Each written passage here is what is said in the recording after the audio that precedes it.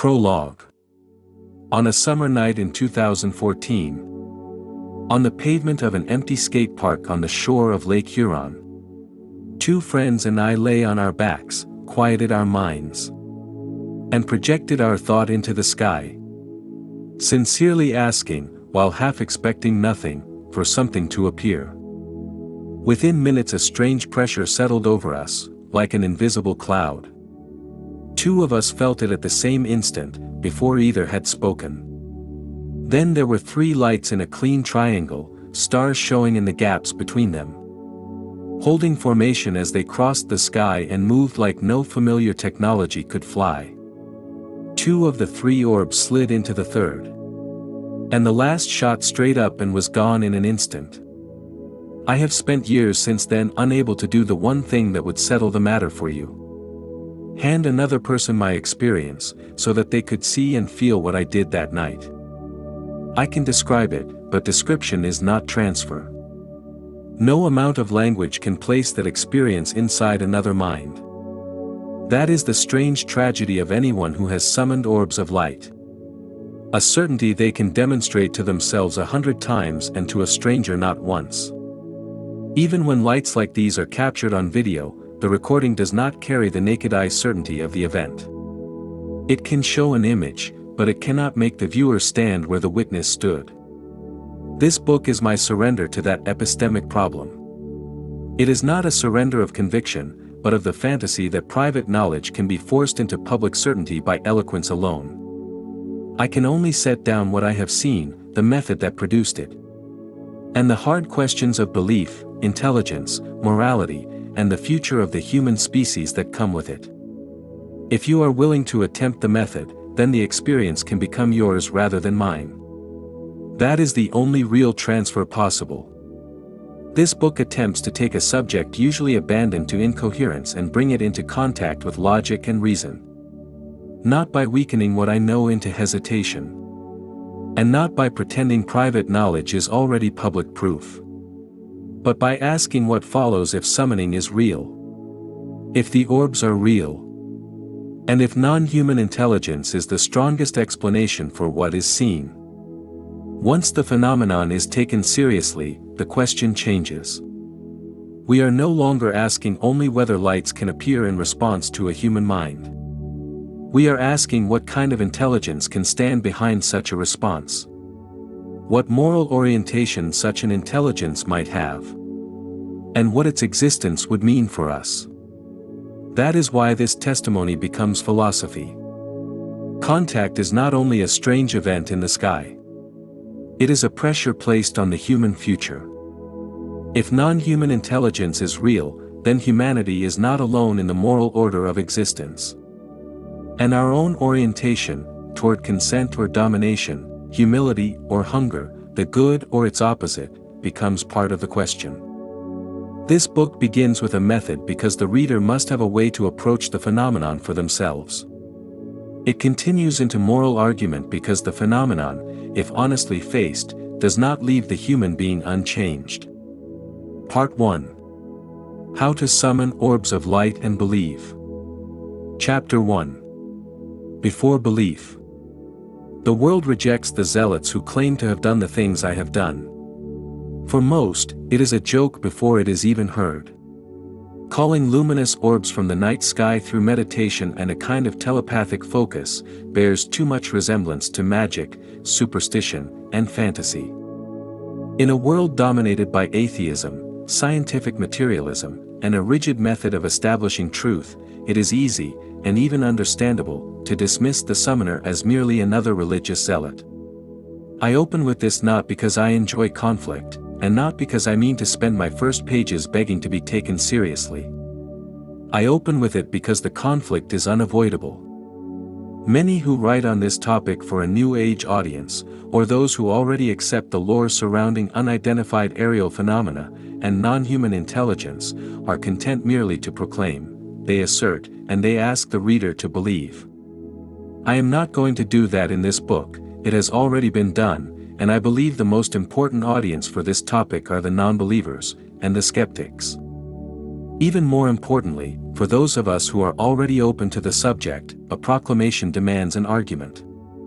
Because what I claim is extraordinary, I owe the reader reasons rather than assertions, and I would sooner argue my claims and risk refusal than proclaim them and forfeit your judgment before it has been exercised. Anyone who has spoken openly about this subject knows the burden is not only to testify to what they have witnessed, but to survive the judgment of the very non-believers they hope to reach, a judgment that almost always arrives before the content is understood. Most people do not investigate a claim like this. They sort it. They drop it into the bin marked false with the same trained motion a line worker uses to pull a damaged part from the belt, fast, certain, and without a second thought. This is the core of the problem. A dismissal of that kind is not a conclusion reached by reason but a reflex of categorization wearing the costume of reason. The claim is hardly ever weighed. It is simply filed. It is filed because examining it feels dangerous, and the danger is fear. A person fears being deceived, being made foolish, and being associated with the people their culture has already condemned as irrational. They share a single root. Weighing the claim costs them something, while filing it costs them nothing. And there is something simpler than fear at work. The subject has been mocked so long that the mockery now feels like knowledge, and to give it a serious hearing feels like volunteering for humiliation. So the ordinary person is not merely skeptical. They have been trained to protect themselves from certain kinds of thought before thought can begin. So I will say it plainly, the claims in this book are, to the best of my knowledge and experience, the truth. I am not writing them to gain followers, money, or attention. I am not selling a delusion, or a religion, and I have no interest in startling you and then vanishing into viral obscurity. I do believe that what is described here can change a life, and that if enough people took it seriously, it could change more than that. But the power in it is not mine. It does not belong to me, and it does not belong to this book. I am not special, I am not the first to speak of these things, and nothing here is esoteric knowledge. Whatever significance the subject has, it has on its own. It concerns a real practice that can bring an ordinary person into direct contact with something most people assume belongs only to myth. I write for one reason: it would be wrong to know this and stay silent. None of this makes the rejection entirely irrational. The reader has every reason to be careful. The world is full of fraud, hysteria, and honest confusion, and an extraordinary claim deserves scrutiny. So if you are skeptical, you are exactly the reader I am writing for. But everything turns on a single distinction. Skepticism and dismissal are not the same act. Skepticism asks a question and waits for the answer. Dismissal pronounces the verdict before the trial. One is the discipline of a careful mind, the other is laziness wearing the mask of rigor. People in the modern world are rightly trained to trust what can be measured, repeated under controlled conditions, and demonstrated by collectively agreed standards. I understand the impulse, and I honor it. Such is the basis of science, which this world cannot do without. But some experiences enter human life before the institutions and instruments built to validate them are ready to handle them, and when that happens the lag is in our methods, not in the truth. To withhold belief until the evidence arrives is reasonable. I would even call it wise. But to declare the thing false because the evidence has not yet arrived is not reason at all. It confuses not yet demonstrated with demonstrated not to exist, two claims separated by an enormous logical distance. Dismissal is, however, the easiest position a person can take. The skeptic of a thing like this risks nothing. They spend no nights under the sky, perform no test, and stake no reputation, and for as long as the matter remains unproven they will appear to have been right all along. But appearing right by default is not the same as being right. Imagine that tomorrow a recognized institution announced the phenomenon was real. The people who today call it absurd would not have gained a single new piece of evidence. What they would have gained is permission. Yet, so many of those same people would jump to scrutinize the subject, pore over it with their intellect, and offer their expertise. This would make evident what the dismissal was made of all along, not a judgment about evidence, but deference, waiting to be told by authority what one is allowed to believe. That is the appeal to authority wearing the costume of rigor, and it is not science. The scientific method does not pronounce a thing false for lack of evidence. It suspends judgment and leaves the question open. The honest scientist says, "I have not seen enough to believe this." The conformist says, "No one I respect believes this, so I need not look," and mistakes the second sentence for the first. Beneath all of this lies a confusion about intelligence itself. The strictly empirical mind is one form of intellect, and a formidable one. I am not anti-science, and I hold logic and reason above nearly everything else. But empiricism is not the whole of reason, and the measurable is not the whole of the real. There are truths reached by instrument and truths reached by direct experience, and a person who can honor only the first has not risen above the second, they have gone deaf to it. So I am not asking you to abandon reason. I am asking you to apply it more carefully than the conformist does, to find the nerve to examine the very thing your peers have already agreed to laugh at. That is harder than skepticism, and rarer. There is a deeper reason the summoner is disbelieved, and it is not really about evidence. For the one who has seen it, the difficulty is no longer whether it happened, but the strange poverty of their position. They hold a certainty they cannot spend. They know what they saw the way you know you are reading this sentence, and yet they have no way to place that knowledge in another mind. Belief in something this extraordinary cannot be borrowed on a stranger's word. It has to be earned firsthand, through the experience itself. For now it is enough to see the witness's true position. They are not merely disbelieved. They are, in a sense, untransferable. Certain of something they can demonstrate to themselves 100 times and to you not once, until you stand under the same sky and attempt it yourself. So I ask the reader for one thing only, not belief, which I have no right to demand and you have no reason to give, but a fair hearing. Judge this book as you would judge any serious testimony about something extraordinary and not yet publicly settled. Do that, and whatever verdict you reach will be a verdict on what I actually said, not on what the subject stirs up in the imagination the moment it is named. The world rejects the zealous summoner, I began by admitting as much. But the world has rejected many true things for no better reason than that they came too early. I would rather be doubted for telling the truth than believed for telling a story. This is not a religious work. For the purposes of this book I remain agnostic on the question of God, but that agnosticism should not be confused with uncertainty about the phenomenon itself. It would be easy to reach for a religious explanation of the orbs of light, easy, and premature. Summoning is not the property of any one religion. It sits apart from the phenomena that particular faiths describe.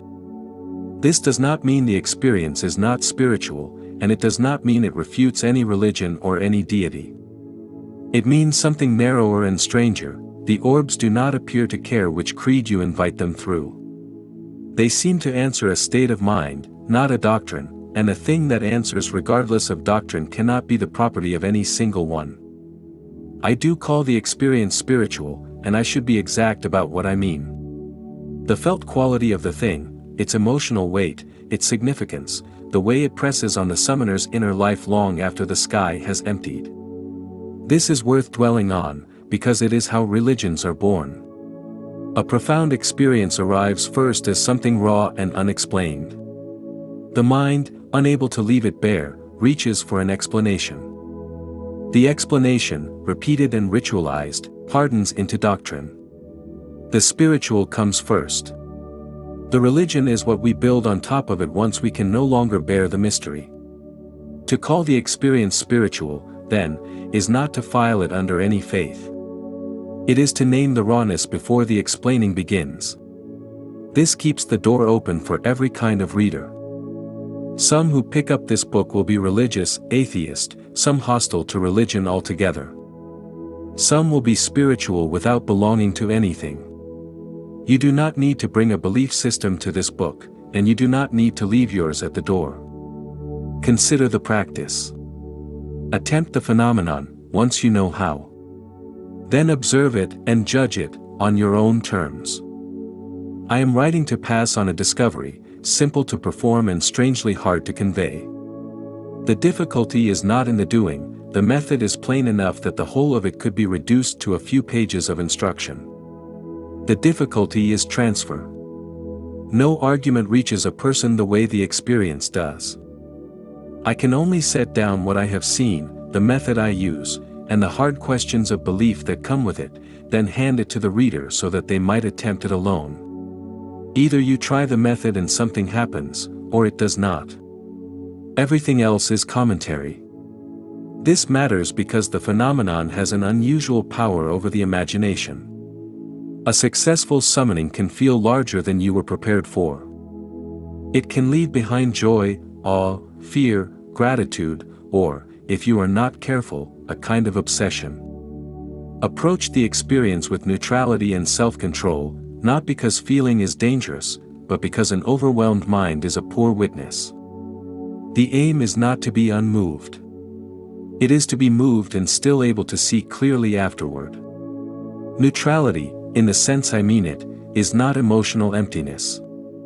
The practice cannot be done without feeling. It asks for peace, gratitude, and openness. A cold or sneering mind summons nothing. What it asks for is not less emotion but more discipline in what you do with it. You can feel wonder without founding a religion on it, feel love without concluding you have been chosen, feel awe without surrendering your reason. The emotion and the restraint are not enemies, the first powers the practice, the second keeps a feeling from being mistaken for a fact. And there is no need to rush out and convince anyone. If you succeed, the urge to tell everyone will be strong, and acting on it carelessly tends to go badly. Patience serves the truth better. Because the phenomenon is real, time is on its side, and anyone willing can test it for themselves. That, in the end, is the reader's responsibility. Chapter 2. What is being claimed? This is not a scientific paper, and I will not pretend otherwise. It is a philosophical, testimonial, and practical work, the report of a witness trying to convey a real method, not a controlled study trying to close the question for everyone. That the phenomenon deserves real study, and that I am no enemy of science, I have already said. I only add that someone has to take a thing seriously before an institution ever will. So let me be honest about the limits of what I can offer. I cannot promise that every attempt will succeed, or that every light in the sky is what you may hope it to be. What I can give you is a method, a framework for thinking about it, and my testimony. The rest has to be discovered directly. Beneath all of it lie two claims, and it is worth holding them apart. The first is practical and simple, under the right conditions, meditation, focused intention, a projected and genuine positive feeling, and real openness to the possibility, a person can invite luminous objects to appear in the sky. The second is harder and more contentious, that our modern ways of deciding what is real, secular and religious alike, are badly equipped to receive such a possibility without either laughing it away or swallowing it whole. The first claim you can test in a field on a clear night. The second is what the rest of these opening chapters is about. This book is not neutral about whether the orbs exist as entities that lie outside our current understanding of reality. Rather, it is disciplined about what kind of claim is being made. The event belongs first to testimony and direct acquaintance.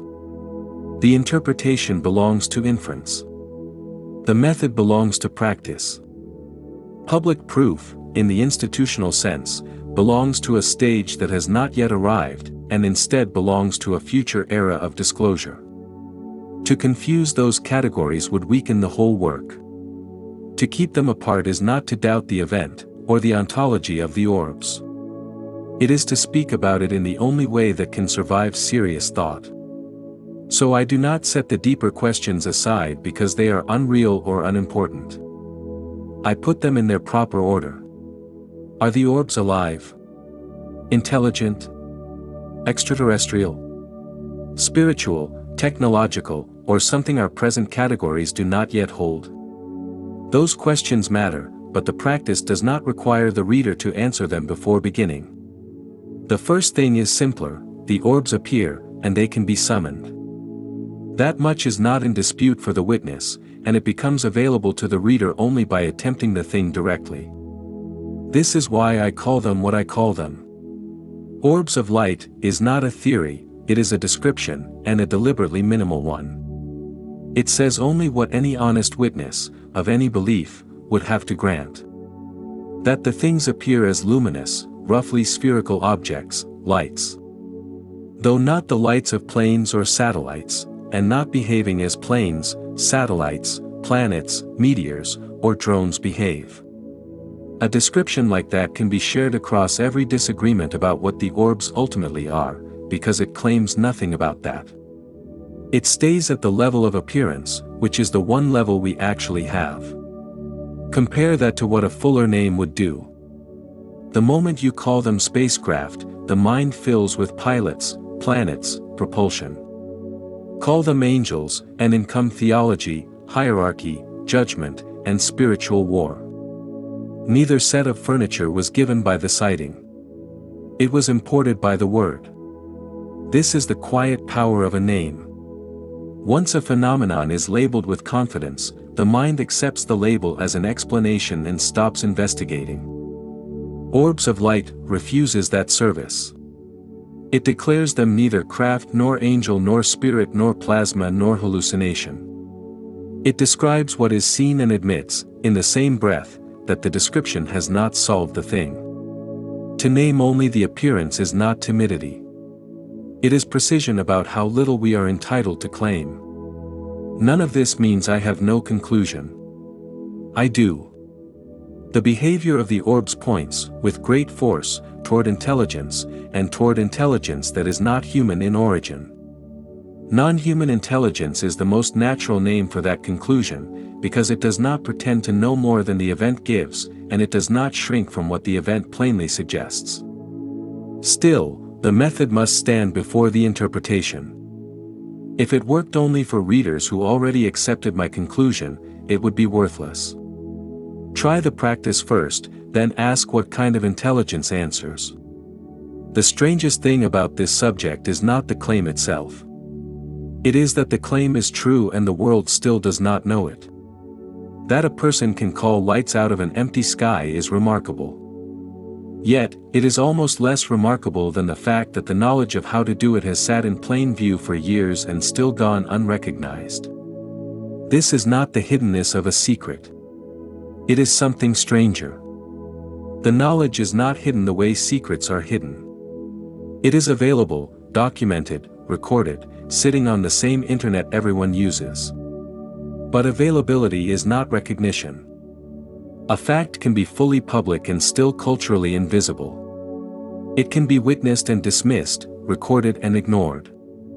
Nothing is being kept from anyone. The material is simply not seen for what it is. Part of the reason is the medium that carries it.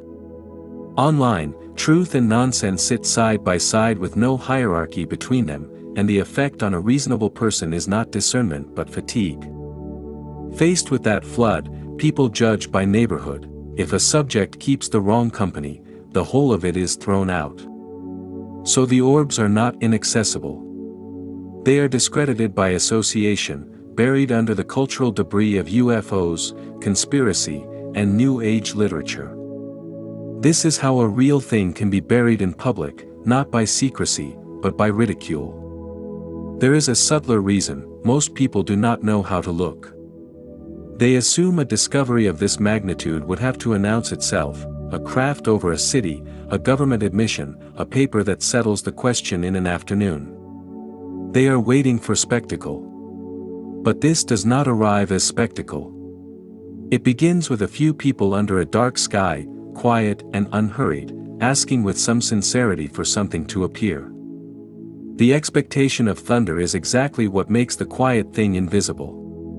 This puts a hard limit on what a book can do, and I would rather admit it than pretend otherwise.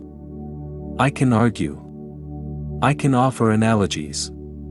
I can point to other witnesses and describe the method in full. What I cannot do is make the experience yours by writing about mine. That is not a failure of the event. It is the shape of this kind of knowledge. I am not asking you to inherit my certainty. I am asking you to understand where it came from, and to go far enough that you can test the matter for yourself. Belief, in summoning, is not only the conclusion you might reach at the end, it is part of the condition under which the attempt is made. The practice requires a certain inner state, calm, open, sincere, and that state cannot be produced by someone inwardly sneering at the whole act.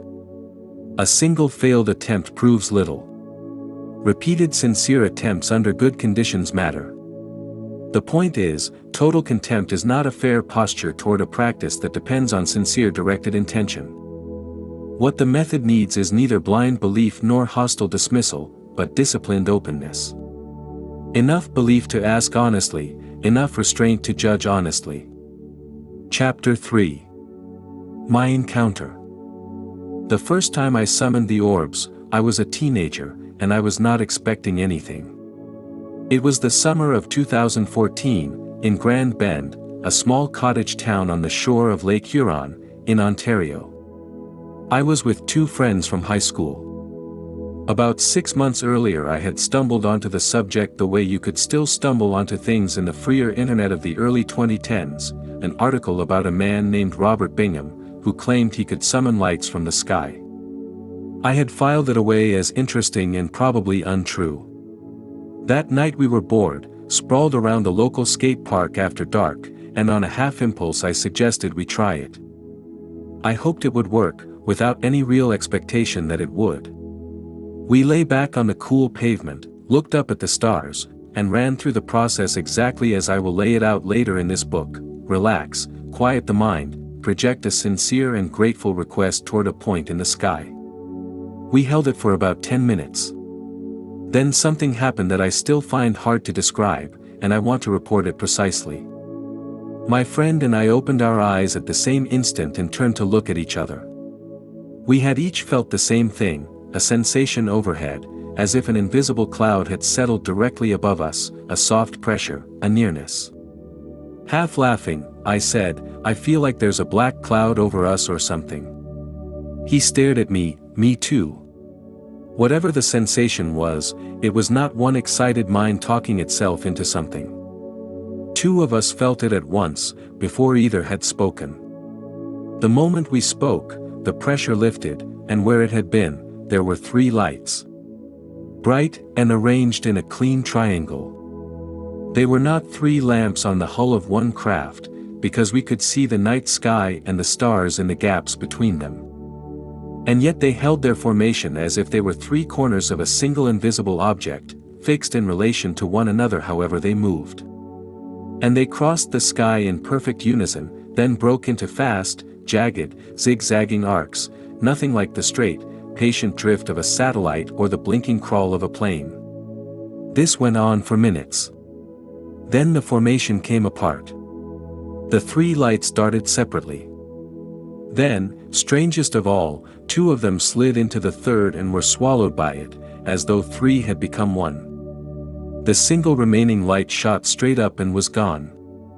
Perhaps 10 minutes, from first appearance to last. What I felt watching this was an almost unbearable joy. My friend felt it too. We were on our feet, jumping, laughing, on the edge of tears. But the third of us felt no joy at all. He was frightened, badly. Almost as soon as the lights appeared he began backing away, saying we had to leave, that he wanted nothing to do with it. The same event, seen by 3 people at once, produced ecstasy in 2 and terror in 1. The next day, in full daylight, we tried again, and again something came. This time a single object, a long, thin streak of light like a cigar laid flat against the sky, enormous across our field of view and utterly motionless. We were celebrating when I noticed 2 young boys across the field who had stopped their playing to stare, first at us, then at the thing we were staring at. I watched them, at a distance, turn to each other, talk, and then break and run from the park, plainly frightened. I cannot tell you what they thought they saw. I can only tell you that they saw something, and that it scared them enough to leave. Let me separate the parts of this, as plainly as I can. What we observed were lights that appeared in direct correlation with our attempt, held an impossible formation, moved as no aircraft moves, and behaved as if coordinated. What we felt was a shared sensation beforehand and an overwhelming emotion during. What any of it means, whether the lights were intelligent, whether the cloud feeling was theirs or our own, whether the timing was response or coincidence, is the part one will not hand you as a conclusion. Their behavior made it impossible not to read intention into them. But that is not to say this is the same as proof of it, and I leave that inference where it belongs, with you, once you have tried this yourself. As for my frightened friend, when we got home and began telling people, he denied it had happened at all. Not that it might have been a trick of the eye. He denied the event itself, the one he had stood beside me and watched. It is one thing to see something impossible. It is another to let it into your account of the world. He chose, as many do, to keep it out. After that night the world had changed, not publicly, but privately, which is the strangest kind of change there is. You wake the next morning and everyone around you still lives in yesterday's world, intact and unbothered, while you have quietly stepped out of it. There is no one to report it to who can confirm it, and nothing to point at. You simply know something you did not know before, and you carry it alone. The temptation, afterward, is to rush to an explanation. I resisted it, imperfectly, but sincerely. I did not know what the lights were, and I did not pretend to. What I knew was narrower and firmer, that the event had happened, and that the method had something to do with it. That was enough to be going on with. That was the beginning. 5 years later, in 2019, I was living in Toronto and summoning almost every night from my apartment balcony. I kept it up for a couple of months, with more success and more consistency than I had ever had, enough that I caught some of it on video, and enough that, through the meditation itself, I began to feel I was learning something. It was that stretch, more than any other, that moved me to write the book you are reading. Most nights the orbs came simply as balls of light, one, or several. Watch them closely and the way they move is very hard to explain as anything ordinary. Glance at them without attention and they are easy enough to misfile under familiar categories. Even I, the man on the balcony doing this on purpose, night after night, would sometimes wonder. Some small, stubborn part of me asked whether I was fooling myself. I never quite believed that. But I would be lying if I said the doubt was never there. That doubt ended on one night. I was at the window when an object passed it, close, slow, and entirely unreal. The wrongness reached me before any thought did. A jolt of near panic went through me and I grabbed for my phone, fumbling at the lock screen, desperate to photograph the thing before it was gone. I was too slow. So I stopped trying, went out onto the balcony, and leaned over the railing to watch it go, drifting perfectly level down the side street, past the other buildings, until it was out of sight. I have no photograph to give you. I have the description, an artist's recreation, and I have the fact that after that night the doubt never came back. What made it unforgettable was not that it looked alien in the familiar sense. It looked almost human, almost homemade, and yet nothing about it belonged to the ordinary world. The body was a single tube of glass. Inside it, a second glass tube coiled in on itself in a loose, irregular way, like a piece of laboratory equipment put together in a hurry. Set on top, mounted like two glass couplings, were what looked like two light bulbs, the left one clear or frosted white and dark, the right one red and slowly blinking. That was the whole of it, a glass tube, a chaotic coil, and two bulbs, half comic in appearance and absolute in its presence. And that absurd little thing flew. Perfectly. No wings, no rotor, no jet, no sound, no visible mechanism of any kind. It did not labor through the air so much as hold it, level and exact, as though it had been set in place rather than flown there. The nearest I can come to describing it is this: it looked superimposed on reality, like an animation laid over the street, as if it had not flown into the scene but appeared within it. I have turned it over for years and cannot invent a way for that object to move as it moved. It looked like a prop from an old science fiction serial, and it behaved like nothing our world knows how to build. That was the end of doubt. Whatever I had been doing on that balcony was real. Something was there. The remaining question is not whether I saw it. The remaining question is what kind of reality I had seen. Illustration of the glass tube object observed during a summoning attempt in Toronto, 2019. Chapter 4. The Summoner's Instructions. Before the steps themselves, one reminder, the practical face of everything I argued earlier about leaving the ontology open. Whatever you have come to suspect the orbs are, set the conclusion down before you begin. Not because the question doesn't matter, but because carrying an answer into the attempt quietly corrupts it, you will be looking to confirm a belief instead of opening yourself to whatever is actually there. The method asks nothing of your cosmology. It asks only for preparation, a quiet mind, steady focus, the right emotional state, respect, and openness. One practical note before we begin. The steps that follow are not a checklist you complete and leave behind. Rather, they accumulate. You relax, and stay relaxed. Clear the mind, and keep it clear. Focus, project, hold the feeling, and wait, each step still running as the next is added, all the way through. 1. Enter meditation. 2. Relax posture and environment. 3. Clear the mind of ordinary thought and mental noise. 4. Focus attention on a specific point in space. 5. Imagine a beam of energy or light extending from your body, mind, or spirit toward that point. 6. Project positive energy through that imagined beam. 7. Offer a respectful prayer or request. 8. Maintain faith in the possibility without forcing expectation. 9. Observe calmly. 10. Respond with gratitude whether the attempt succeeds or fails. The first step is meditation. The reader should choose a quiet environment, preferably outdoors under a visible sky, though I believe the basic exercise can be practiced indoors as a way of training attention. Outdoor attempts are preferable for obvious reasons. The orbs, as usually observed, appear in the sky. Relax your posture. You do not need to sit in a formal position, but the body should not be tense. Sit or stand in a way that allows stillness without discomfort. If you are with others, ensure that they are respectful and not mocking the attempt. Group attempts can succeed, but only if the group shares the necessary sincerity. Clear the mind of ordinary thoughts. This does not mean violently suppressing thought. It means allowing thoughts to pass without following them. If a thought appears, about work, embarrassment, doubt, excitement, or fear, notice it and return to stillness.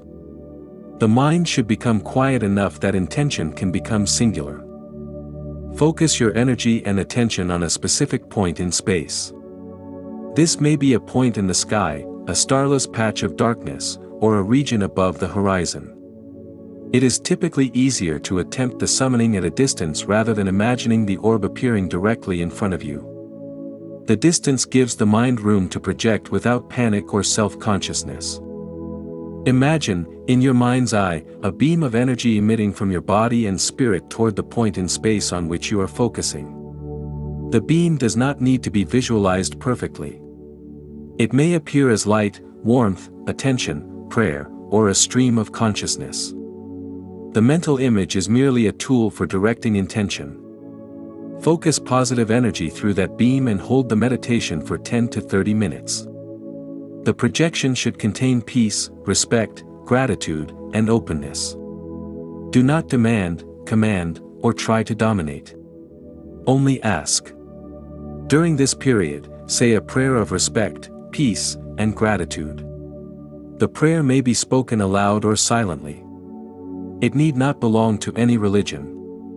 The exact words are less important than the state they produce. The summoner must not approach with arrogance, mockery, or desperation. Doubt is acceptable if it is paired with openness. Hostility is not. If the attempt fails, do not become frustrated.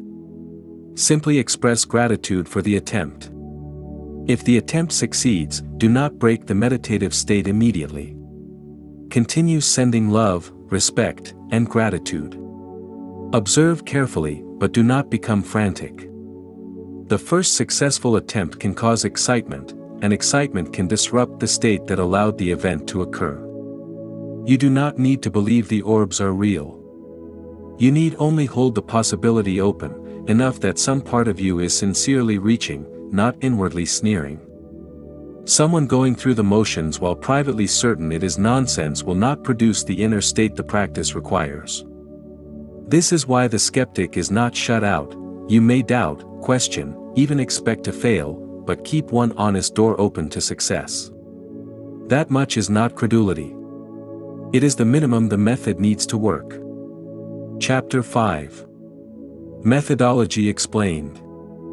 How I believe these steps work, as best I have been able to reconstruct it from years of doing it, is that successful summoning seems to rest on 3 components, and it helps to see that each does a different job. The first is meditation, which produces stillness, a mind quieted and gathered to a single point. The second is mental imagery, which gives that gathered mind a direction, a way to aim itself outward, toward a particular place in the sky. The third is the psychological state, which supplies the content of what is aimed, the emotional charge that the projection actually carries. The third of these is the one most easily overlooked, because it is easy to confuse with the first. Meditation and psychological state overlap, but they are not the same thing. Meditation quiets and focuses the mind. The psychological state is the emotional quality alive within that focus. You can be perfectly still and perfectly cold. You can hold flawless concentration and feel nothing, or feel the wrong thing, impatience, a hunger to be proven right, a wish to dominate. A quiet mind is necessary, but it is not sufficient. What seems to matter is a quiet mind carrying the right feeling, attention and warmth at once. The 3 work as one. Meditation creates the stillness. The imagery points it. The emotional state gives it its character. Remove any one and the attempt tends to fail. A still but aimless mind reaches nothing in particular. A sharply aimed but cold mind projects something the phenomenon does not seem to answer. A warm, sincere feeling with no focus behind it simply dissipates. The meditative component is best modeled on Zazen, the seated meditation of Zen Buddhism. Zazen is useful here precisely because it is so stripped down, a bare, practical procedure for producing the exact state the method needs, a relaxed body and a quiet, single-pointed mind. And the state is more ordinary than it sounds. Years of practice make it easier. Someone who already meditates will likely find summoning comes naturally, but no one is shut out for lack of it. What the method asks for is not a superhuman or altered consciousness. It is only a quiet, gathered attention, which feels rare mainly because most of us live inside a constant stream of noise and almost never sit in silence. During a successful attempt, something seems to open between the summoner and the orbs, an imperfect connection, established at the point where the inner state is right, and then held through the 10 to 30 minutes of meditation that follow. With enough repetition you begin to recognize the feeling of it, a sense that the line is open, sometimes even a quiet anticipation of arrival. And the connection is, as I said, imperfect, as far as I can tell, only one way. I can send the intention, and the orbs appear to receive it and respond, by appearing, by moving in correlation with the attempt, by stirring an emotion in me. But I cannot receive in the same way. They do not speak to me. Whatever passes back is not language. We can transmit, but we cannot, it seems, hear. I call this connection telepathic because that is the closest honest word for the function I am describing. I do not mean a private message whispered into my head. I mean something plainer and stranger, the practice appears to involve directed mind, intention, and response without any ordinary physical channel between them. No voice is projected into the sky. No device is used. A human mind reaches, and something answers in the form of appearance, movement, timing, and presence. The word telepathic does not solve the mechanism. It names the fact that the mechanism, whatever it is, passes through mind rather than through speech or instrument. To reject the word outright and to declare it fiction is to pretend the function has not occurred. To accept it too eagerly is to start inventing conversations, messages, and certainties that were never given. I have felt a great deal during summoning, but I have not been the recipient of any such directed thought. If the term troubles you, call it directed intention, projected attention, or focused prayer. The label matters less than the function it points to, a mind reaching outward, and something in the sky answering that reach. The second component, mental imagery, is a technique of its own, separate from the bare stillness of Zazen. It is the part that most resembles something esoteric, so it is worth saying clearly what it is not. It is not astral projection. Astral projection is the supposed feat of leaving the body and traveling, in some ethereal form, to another plane of reality. I am asking for nothing of the kind. You do not leave your body. You do not go anywhere. What I borrow from that tradition is only one narrow, useful trick, picturing your awareness as extending past the boundary of your skin, reaching outward to a point in space. Intention, left to itself, tends to scatter. The mind drifts, the focus blurs, and whatever you were projecting dissipates. The imagined beam gives that intention a shape and a direction, a line to travel down, and a place to arrive. It is the difference between light spilling everywhere from a bare bulb and the same light gathered into a single ray. And I should be plain about its status. I do not claim the beam is a real, physical thing. It may be, I do not know. What I do know is that it works as an instrument, a way of aiming and steadying the mind. Without the image, the effort goes vague. The third component is the emotional one, and it is the strictest of the three, because it is the one you cannot fake. You can hold a posture you do not feel. You can picture a beam mechanically. But the psychological state has to be real, peace, gratitude, and respect actually present in you, during the attempt and after it, whether or not anything appears. The prayer I described in the instructions is simply the vehicle for it. The words can be anything, but the feeling behind them cannot be performed. And I want to insist that this is not a sentimental requirement, the way a rational reader might suspect. It is mechanical. Anger, mockery, anxiety, and desperation all do the same thing to the mind. They scatter it, break its focus, pull it in 10 directions at once. Peace, gratitude, and respect do the opposite. They gather the mind, steady it, and give the intention a single clean shape.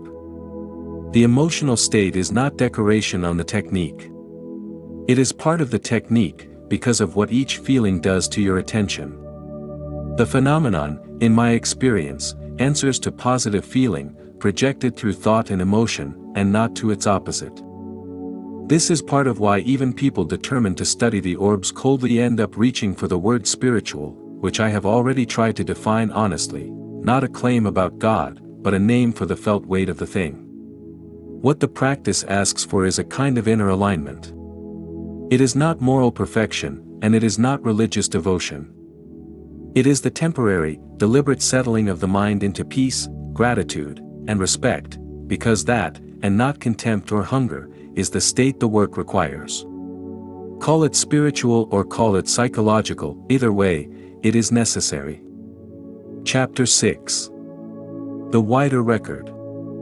Summoning, as a deliberate and repeatable practice, seems to be modern. I know of no clear record of people intentionally calling the orbs in the way these chapters describe before the last century or so. The lights themselves are older. Unusual things in the sky have been reported for as long as people have looked up, and while most such reports have ordinary explanations, the point worth keeping is small and hard to dispute. People did not begin seeing unexplained things overhead with the arrival of the airplane or the science fiction film. The mystery is old. You do not have to summon the orbs to meet them. Summoning is only one way in, and a person is about as likely to stumble onto the phenomenon as to find the method on purpose. I found it the second way, through another person. Before I ever saw anything, I came across a man named Robert Bingham, who calls himself the Summoner, and who holds public demonstrations where he and whoever gathers attempt to call down luminous objects, sometimes caught on telephoto lenses and on the spectators' own phones. Reuters has filmed him at it.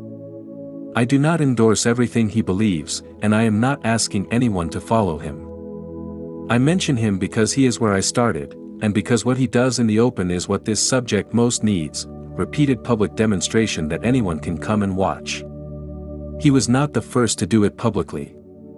A few years earlier, a Las Vegas man named Ramon Watkins, who took the name Prophet Yahweh, drew brief national attention by claiming to summon UFOs through prayer, and in 2005 doing it on camera for a local news crew at a time and place the station chose. He later entered a public $1 million paranormal challenge. The test was arranged and then collapsed before it ran, over a logistical dispute, so each side kept its certainty and nothing was learned. I disagree with much of what Watkins built on his experience. He hardened it into a private religion, but the mythology a man wraps around a thing says nothing about whether the thing is real. The habit this whole subject asks of you is to separate the event from the story told about it. The other name a reader will meet is Dr. Stephen Greer, who did more than anyone to push human-initiated contact into public view and who coined the term it usually travels under, C5, Close Encounters of the Fifth Kind. I take him as a serious popularizer. Yet, if the orbs are real, many parties will want to own the story of them, some sincerely, some for money, some out of fear, some for reasons of state, and the right posture toward all of them, myself included, is the same. For there is a market logic here, and it runs against the truth. Certainty sells, and questions do not. Follow these steps and make contact with an advanced civilization will always draw a bigger crowd than there is a luminous phenomenon that answers to a quiet mind, and I cannot yet tell you what it is. The first is thrilling, the second honest, and the incentives reward the first, which is why the teacher who claims to know exactly what the orbs are and what they want tends to harden, in the end, into a kind of priest. When someone selling this subject seems to have all the answers, that is precisely when to grow careful. Which returns me to the one solid thing under all the noise. You do not have to trust Bingham, or Watkins, or Greer, or me. None of us needs to be your authority, because the subject carries its own check. The practice can simply be attempted. Whatever any teacher claims, the method is always there to return to, something you can do yourself, under your own sky, and judge on your own evidence. Chapter 7. Philosophy of Belief. There are two different things we can mean when we say a thing is known to be true, and almost all the confusion around this subject comes from running them together. One is private knowledge, what a person knows from their own experience. The other is public knowledge, what a community can establish together, in a way that does not depend on trusting any single person. These two can come apart. A thing can be fully known to one man and not at all known to the world, and that is exactly the situation the summoner is in. Science is our finest instrument for the second kind of knowledge, the public kind. Its whole genius is to make truth checkable by anyone, measured, written down, repeated under controlled conditions, and confirmed by people who have no reason to take the first observer's word for it. That is why it is so powerful, and why we are right to demand it before we treat a claim as settled for everyone. The phenomenon of summoning has not cleared that institutional bar. It has not been measured, repeated in a laboratory, and accepted by the authorities that certify public truth. By that standard, it is not yet publicly established. But public proof is not the only kind of knowledge a reasonable person accepts, and we forget this only because science has served us so well that we mistake it for the whole of reason. Consider a court of law. If a sane, sober, reliable person witnesses a murder, their testimony is treated as real evidence, not as proof in the laboratory sense, but as something a rational jury may act upon. We do not declare the murder unknowable because the jurors were not there to see it. Outside the courtroom we do this constantly. We believe things on testimony, probability, coherence, and the character of the person telling us. None of it is laboratory grade, yet none of it is worthless. Testimony does not become meaningless simply because it is not measurement. The summoner lives exactly on the line between these two kinds of knowing. To them the event is as certain as anything in their life. To the public it is unproven, because the public has neither seen it nor measured it. When I say I know the orbs are real, and that the world does not yet know they are real, I am not contradicting myself. The first is a claim about private knowledge, the second about public knowledge, and both are true at once because they answer different questions. The error runs in both directions: the believer who mistakes their private certainty for public proof and demands the world accept it, and the skeptic who mistakes the absence of public proof for the absence of anything to know. Honesty means holding the two apart, certain of my own experience, patient about the world's, unwilling to collapse either into the other. What changes when you stand on the witness's side of the line is not that ridicule stops, but that you gain something to set against it: direct knowledge. That knowledge has parts worth keeping separate, because confusing them is how honest witnesses discredit themselves. There is the bare event: I meditated with intent, and within minutes lights appeared. There is the corroboration: others, unknown to me, report the same event with the same details. And there is the interior experience, what I felt as it happened. The first is an objective claim about the world, the second a claim about the pattern of testimony, the third a subjective claim about my own mind. All three can be true, but in different ways, and a witness who blurs them earns the dismissal they get. Now a subtler point, and the one that matters most. Objectivity does not begin at the moment society recognizes it. A thing can occur in the world before it has been gathered, measured, catalogued, and authorized. The orbs are not private in the way a pain or dream is private. They appear in shared space, can be seen by groups, can be recorded, and can be investigated by anyone willing to attempt the practice. The difficulty is that access is experiential and situational. The phenomenon is public in principle, but it has not yet been stabilized into public knowledge. That is the category problem at the heart of this book. I have leaned at points on testimony, and I will not pretend that is a clean foundation. It is the weighing of probabilities, not proof, which is how we reason about almost everything outside the laboratory. But testimony is not where I want the case to rest, and the videos show why. When I, who have seen the orbs, watch footage that closely matches what I saw, I recognize the pattern. Someone who has never seen the orbs will not inherit that recognition from the footage alone. They may ask whether the clip is ordinary, staged, edited, or misunderstood. That is why video helps but does not settle the matter. The way out of this hall of mirrors is not to win endless arguments about whose video is real. It is to attempt the practice yourself, under your own sky, and generate the only evidence that can cross the final distance, your own direct acquaintance. There is a mirror image to the skeptic, and it is just as much a problem. Where the skeptic refuses to look, the religious believer often looks and then concludes far too fast, because the phenomenon can be slotted, almost effortlessly, into a worldview they already hold. They do not disbelieve the summoner. They believe too easily, and in believing, distort. To one the orbs are angels, to another, demons. The labels differ, but the move is identical, and it is the same move the secular dogmatist makes when they glance at the lights and pronounce them an alien spacecraft. In every case a raw, unexplained thing is forced into a pre-built frame before anyone has understood it.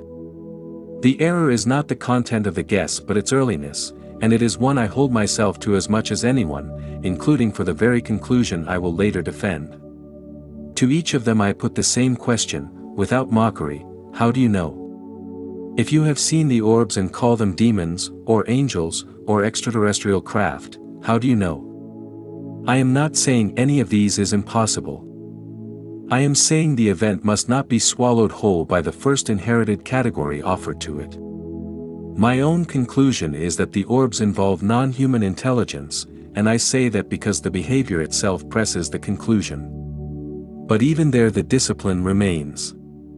I know the orbs appear. I know they can be invited. I know the event is real.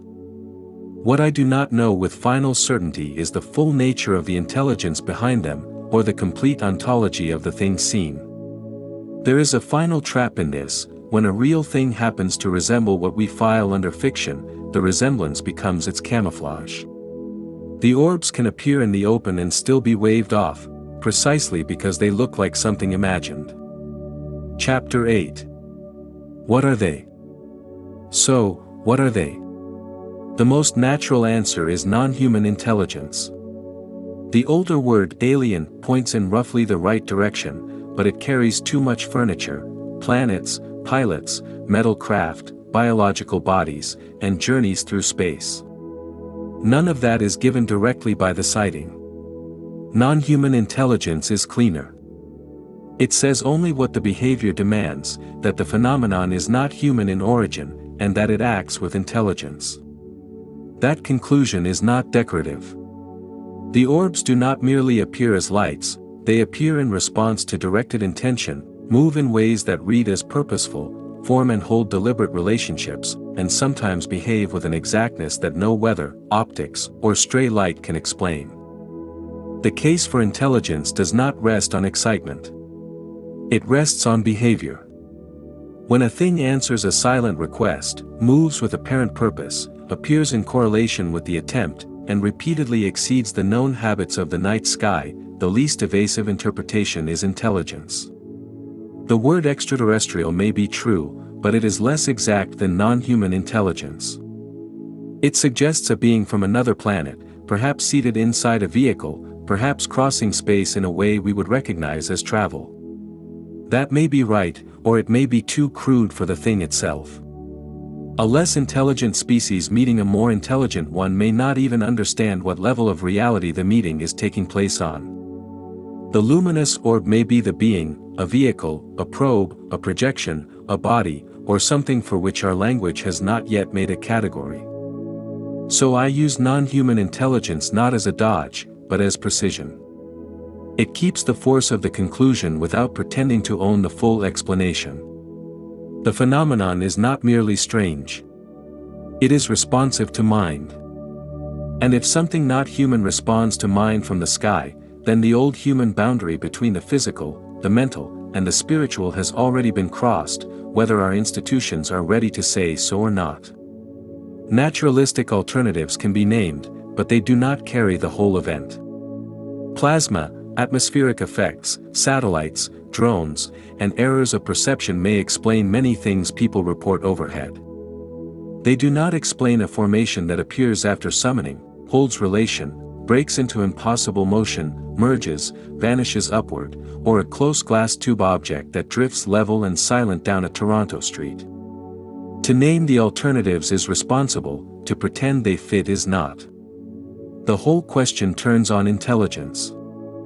The test is behavior. If the orbs moved with apparent purpose, answered summoning in a way that tracked intention, arranged themselves into deliberate geometric forms, showed awareness of those watching, or behaved in ways that cannot be reduced to known natural processes, then the case for intelligence would be strong. I raise these not as hypotheticals.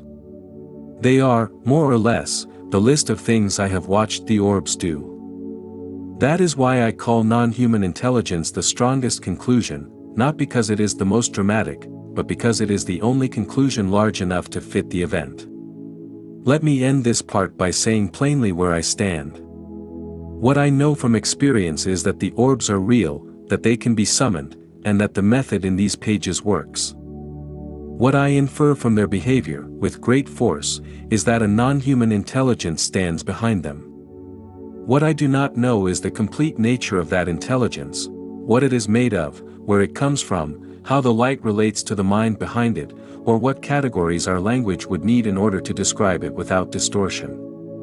I will not collapse those questions into one.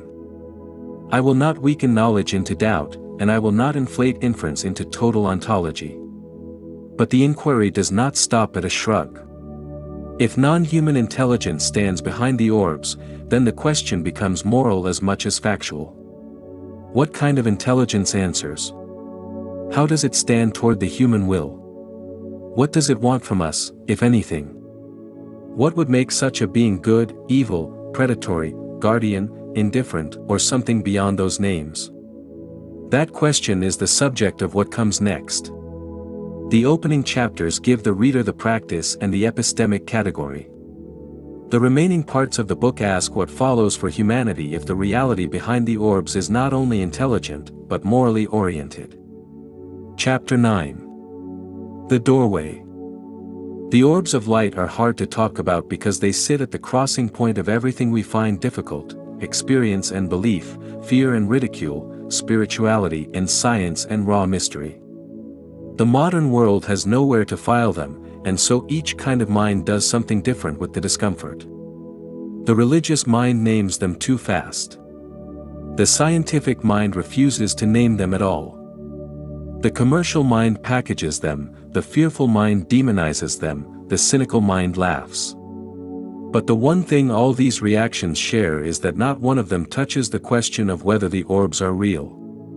That question is decided in the sky, not in our reflexes. So if you choose to walk through it, walk through with patience. Do not come as a conqueror, or a worshipper, or a performer. Come as a respectful observer.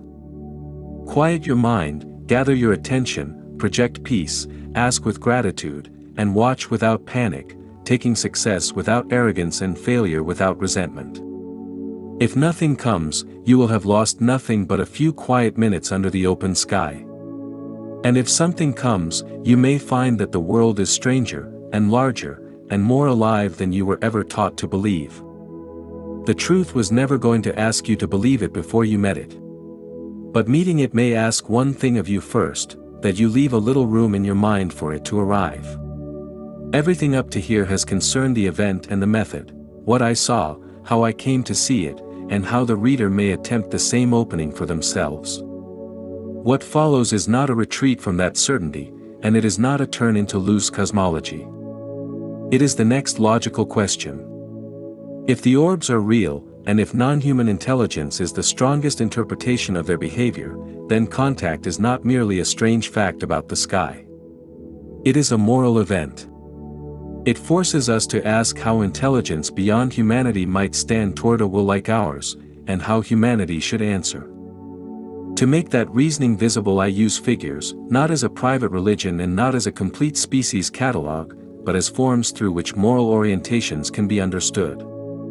Part 2. The Figures Behind Contact. Chapter 10. From Encounter to Consequence. The first section did not begin by asking the reader to accept every conclusion I have reached, because that would have confused the path of the book. The first task was to show the event, the method, and the strange epistemic category in which summoning lives, known directly by the witness, available to the reader through practice, but not yet settled as public fact by the institutions that decide what a civilization is allowed to know. That discipline was necessary, but it should not be mistaken for hesitation. The orbs are real. I know that from experience. What changes here is not the strength of my conviction, but the kind of work the writing now has to do. A light in the sky can be approached through method.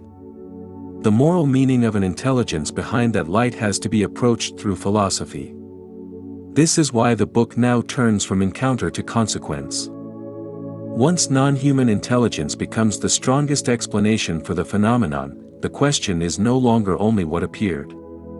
The question is what kind of intelligence could stand behind it, and what such intelligence would mean for us. A human being does not meet a superior intelligence as they meet an object. They meet a will, or something close enough to will that moral language becomes unavoidable. An older version of this project tried to carry too much of the surrounding contact material at once. That approach had force, but it risked collapsing testimony, intuition, community accounts, and metaphysical speculation into a single heap. I no longer think that is the right way to write this book. The task is not to marry New Age cosmology to logic. The task is to take a real phenomenon, keep its categories clean, and ask what reason can say once the reality of contact is admitted.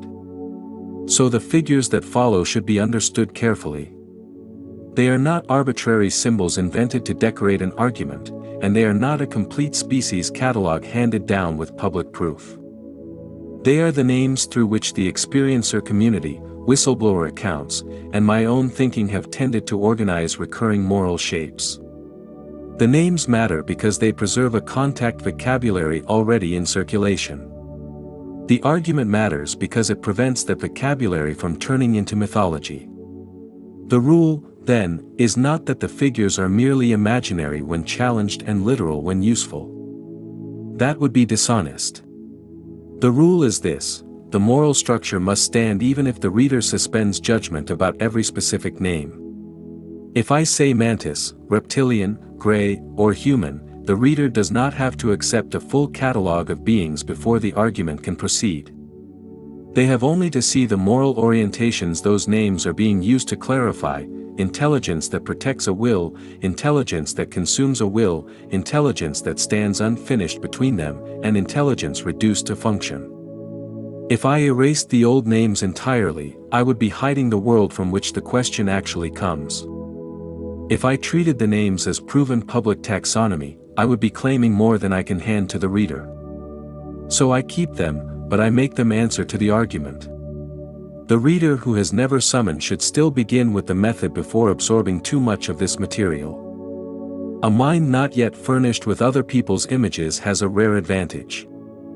It can encounter the phenomenon before it has learned too many borrowed answers. I came to summoning in something close to that order: first the practice, then the sightings, then the larger accounts, then the attempt to think about the possible moral orientations of the non-human intelligence I was interacting with. Read what follows, then, as philosophy built from encounter. It is the work of someone who knows the doorway is real and is trying to ask, without surrendering reason, what kind of world stands on the other side of it. Chapter 11. The Figures and the Moral Spectrum. 4 figures recur across the lore this subject has accumulated, and I keep them as a rough cast of characters: the mantis, the reptilian, the human or Nordic, and the gray. The mantis is the guardian, the reptilian the predator, the Nordic the unfinished middle, and the gray the instrument. Under the names lie 4 orientations, or 4 ways an intelligence can stand toward another will, and it is the orientations, not the names, that matter. This is not a taxonomy of species but a map of orientations. I am not claiming to know who, if anyone, is on the other end. I am claiming that wherever intelligence meets a vulnerable will, a necessarily small number of moral postures become possible. So let me be exact about why I use these names at all. I invoke the mantis, the reptilian, the Nordic, and the gray because the forms the wider lore gives them already allude to the moral orientations I am after. Guardian and predator are simply my placeholders for those orientations. Whether or not the beings of that lore exist literally, the orientations themselves do. They can be derived through moral philosophy alone, and it is on that derivation, not on the beings, that the argument rests. Of the 4, one is central to what follows: the guardian, for which I keep the inherited name mantis. It is the figure this section is built around, because it names the orientation hardest for us to imagine and most worth considering. The predator is what the lore calls reptilian. The human or Nordic figure is the one nearest us, the unfinished middle, neither fixed toward guardianship nor toward predation. And the gray is the odd one out, the instrument, which I will come to. These are the few moral shapes that stand closest to our own situation. But the figures, as they exist in the cultural lore, are not the part of this I can argue for, and if I rested the whole weight on them I would be asking you to take a set of inherited images as proof. So set the figures aside for a moment, because underneath them lies a distinction I can defend without calling on the experience of a single witness, and it is the one that actually matters. A mind that meets another mind can do one of 2 things with that other's will. It can respect it, or it can override it. Everything else is degree and shading. To respect a will is to move it only through itself, to persuade, to offer, to warn, to teach, and then to wait, leaving the other's consent intact even where you could bypass it. To override a will is to treat it as material, to capture, steer, or break it, working the mechanism beneath a person rather than addressing the person. Call the first orientation guardian and the second predatory. I am not yet saying anything stands at either end. I am saying the two ends are real the way north and south are real before you have found anything at them. They are positions, fixed by what they are, and you can reason about them whether or not the sky is empty. A good deal follows from the definitions alone. A guardian type, meeting a younger species, could not force it toward the good even if it wished to, because a good pressed onto a being by force stops being that being's own, and the whole of the orientation is the refusal to unmake a will in order to improve it. So it would guide and decline to compel, and its patience would not be weakness but the exact shape of its respect. A predatory type would seek capture rather than consent, and not always by open force. The subtler version prefers a consent it has manufactured, but will steer it until it believes it chose what was in fact arranged for it.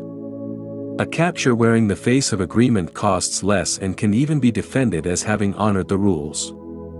The guardian must respect consent.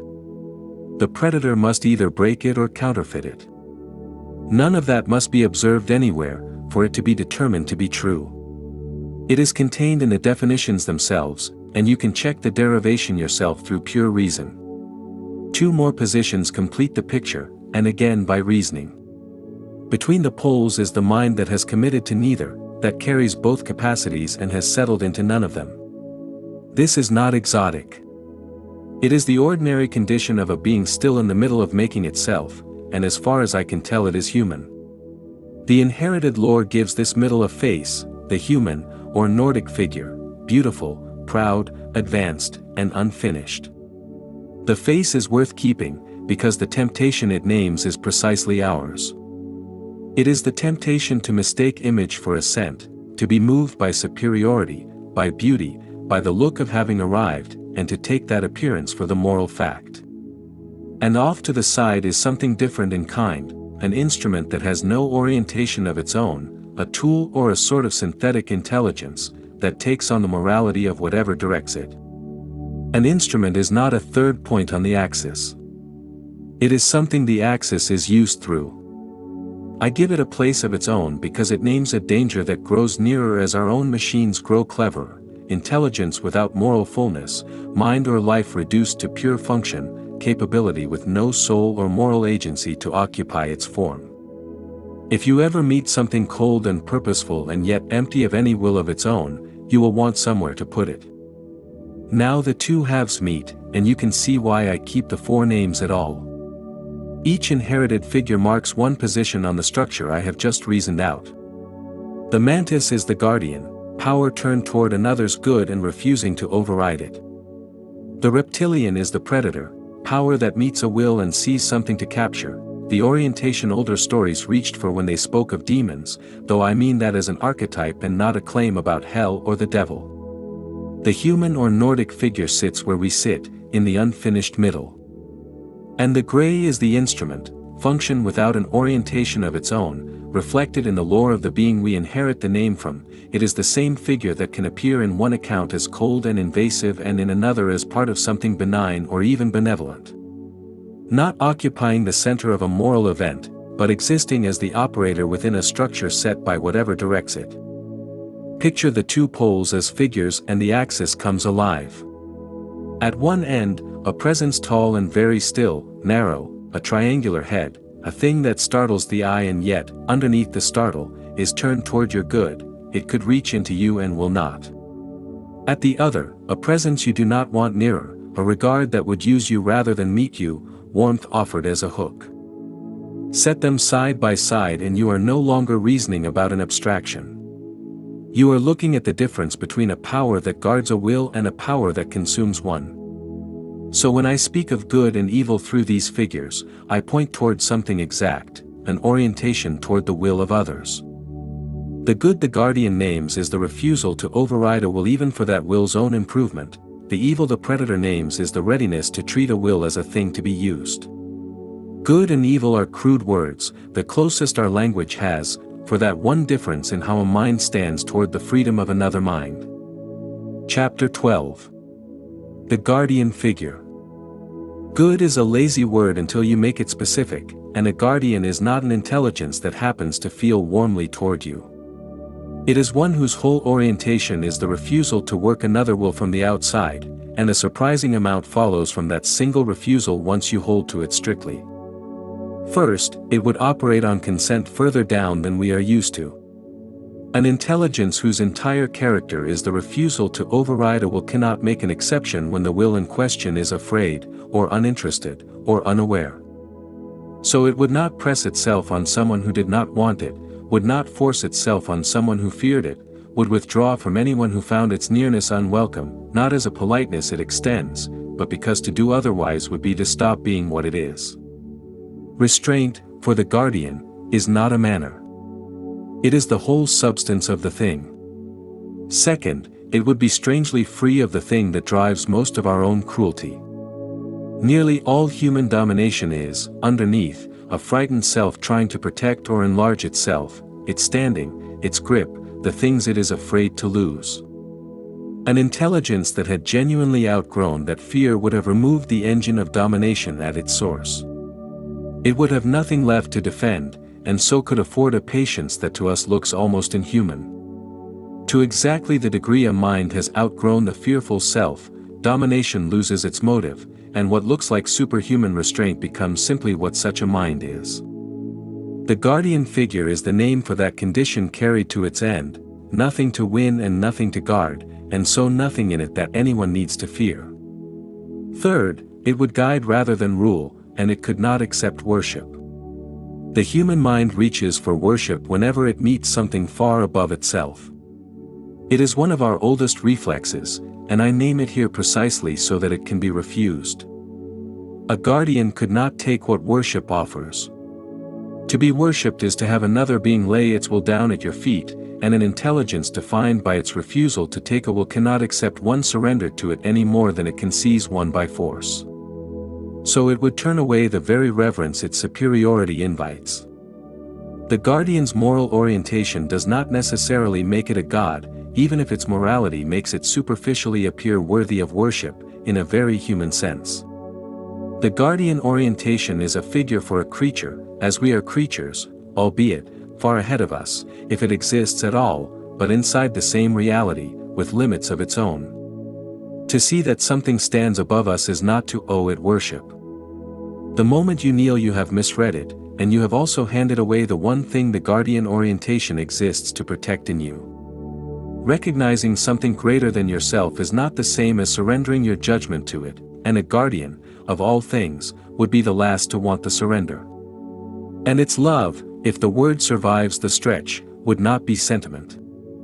What reads from outside as coldness may be the steadiest commitment one being can make to another's becoming, a willingness to incline a younger species toward the good across spans of time we can hardly hold in the mind, without once compelling it. That is harder than affection and wears none of affection's familiar signs. It carries restraint, patience, a kind of grief at how slowly the climb goes, and a tolerance for our failures that I find difficult to keep hold of in my own thinking. We learn to read love off warmth, and there is no reason a being unlike us would broadcast it in the signals we happen to know. I should be honest about where my own version of this image came from, because it did not begin as a bloodless deduction. Years of summoning left me with impressions of a presence that answered to this end of the axis, something still and unhurried, with nothing in it that needed to win, that never once arrived as an intrusion. When I was unready, the quiet waited. When I turned away, it let me. I offer this not as public proof, but as the experiential ground from which the later reasoning became necessary. The argument came after the experience, to test what the experience had already pressed on me. The argument does not require the reader to inherit those impressions. It asks only whether the guardian orientation, once defined as the refusal to override another will, carries the consequences I draw from it. Picture an intelligence that at first would read to us as a kind of horror, austere, without ornament or any outward show of feeling, offering the eye nothing it has been taught to call warm. And yet what stands behind the austerity is not coldness but its opposite, a steadying compassion that has simply outgrown the emotional theater we require in order to be sure that meaning is present. Picture it, too, admiring in us the very thing it lacks, the way we turn matter into songs and images and rooms, a physical creativity that would strike such a mind as a kind of grace. I offer this as an image and nothing more, a way to keep the guardian from staying a diagram, so that you can feel how a love might wear none of love's familiar signs, and still embody it to such an extent it becomes nearly unfamiliar. I keep the image in its proper place, not because it is unreal to me, but because it cannot do the work of proof for someone who has not shared it. What I have tried to give here is narrower and more durable, the nature of a guardian, which can be reasoned out, and the archetype of the mantis, which gives the reasoning a face. Chapter 13. The Guardian as the Friend. To call the guardian the friend of humans is not sentimental, and I want to take the sentiment out of the word before I use it, because the truth is sterner than the comfort and better than it. The guardian is a friend in one precise sense and no other. Its orientation is aligned with the good of humans, and it would pursue that good only by means that leave our will intact. It does not want to own us, frighten us, or be worshipped by us. It wants us to become more than we are, and it will not violate the process by which we would have to choose that becoming for ourselves. That is the whole of the friendship. It is not warmth, and it is not rescue, and once you see why it cannot be either, it is enough. Two things follow from that about why such an intelligence, if it were real, would for now mostly stay away, and both are worth drawing out, because they show how much the figure can teach even held as hypothesis. The first I can nearly derive. Open contact, as we are built today, would terrify us, and a guardian cannot will the thing that would undo us. Our brains were shaped over a very long time to fear what is large and strange, and the fear does not wait for permission from reason. We flinch from animals that mean us no harm. An intelligence that meant us nothing but good, but whose nearness would break us, is genuinely constrained. It could not reveal itself in a way that harms, and so, for the most part, it would not reveal itself. The withdrawal is not coldness. It is the same respect, working under a hard limit. Picture what that constraint is built around, the figure as it has come to me, offered as an image and nothing more. Tall, 7 or 8 feet, narrow, the limbs longer than any human proportion should allow, held in a stillness that never fidgets or shifts. The head is triangular, drawn to a point, where a face should be there is almost nothing, no nose, no ears, a mouth no more than a thin closed line, and 2 large rounded eyes, dark and without an insect's faceting. Nothing in it moves, because there seems to be no muscle in it to move.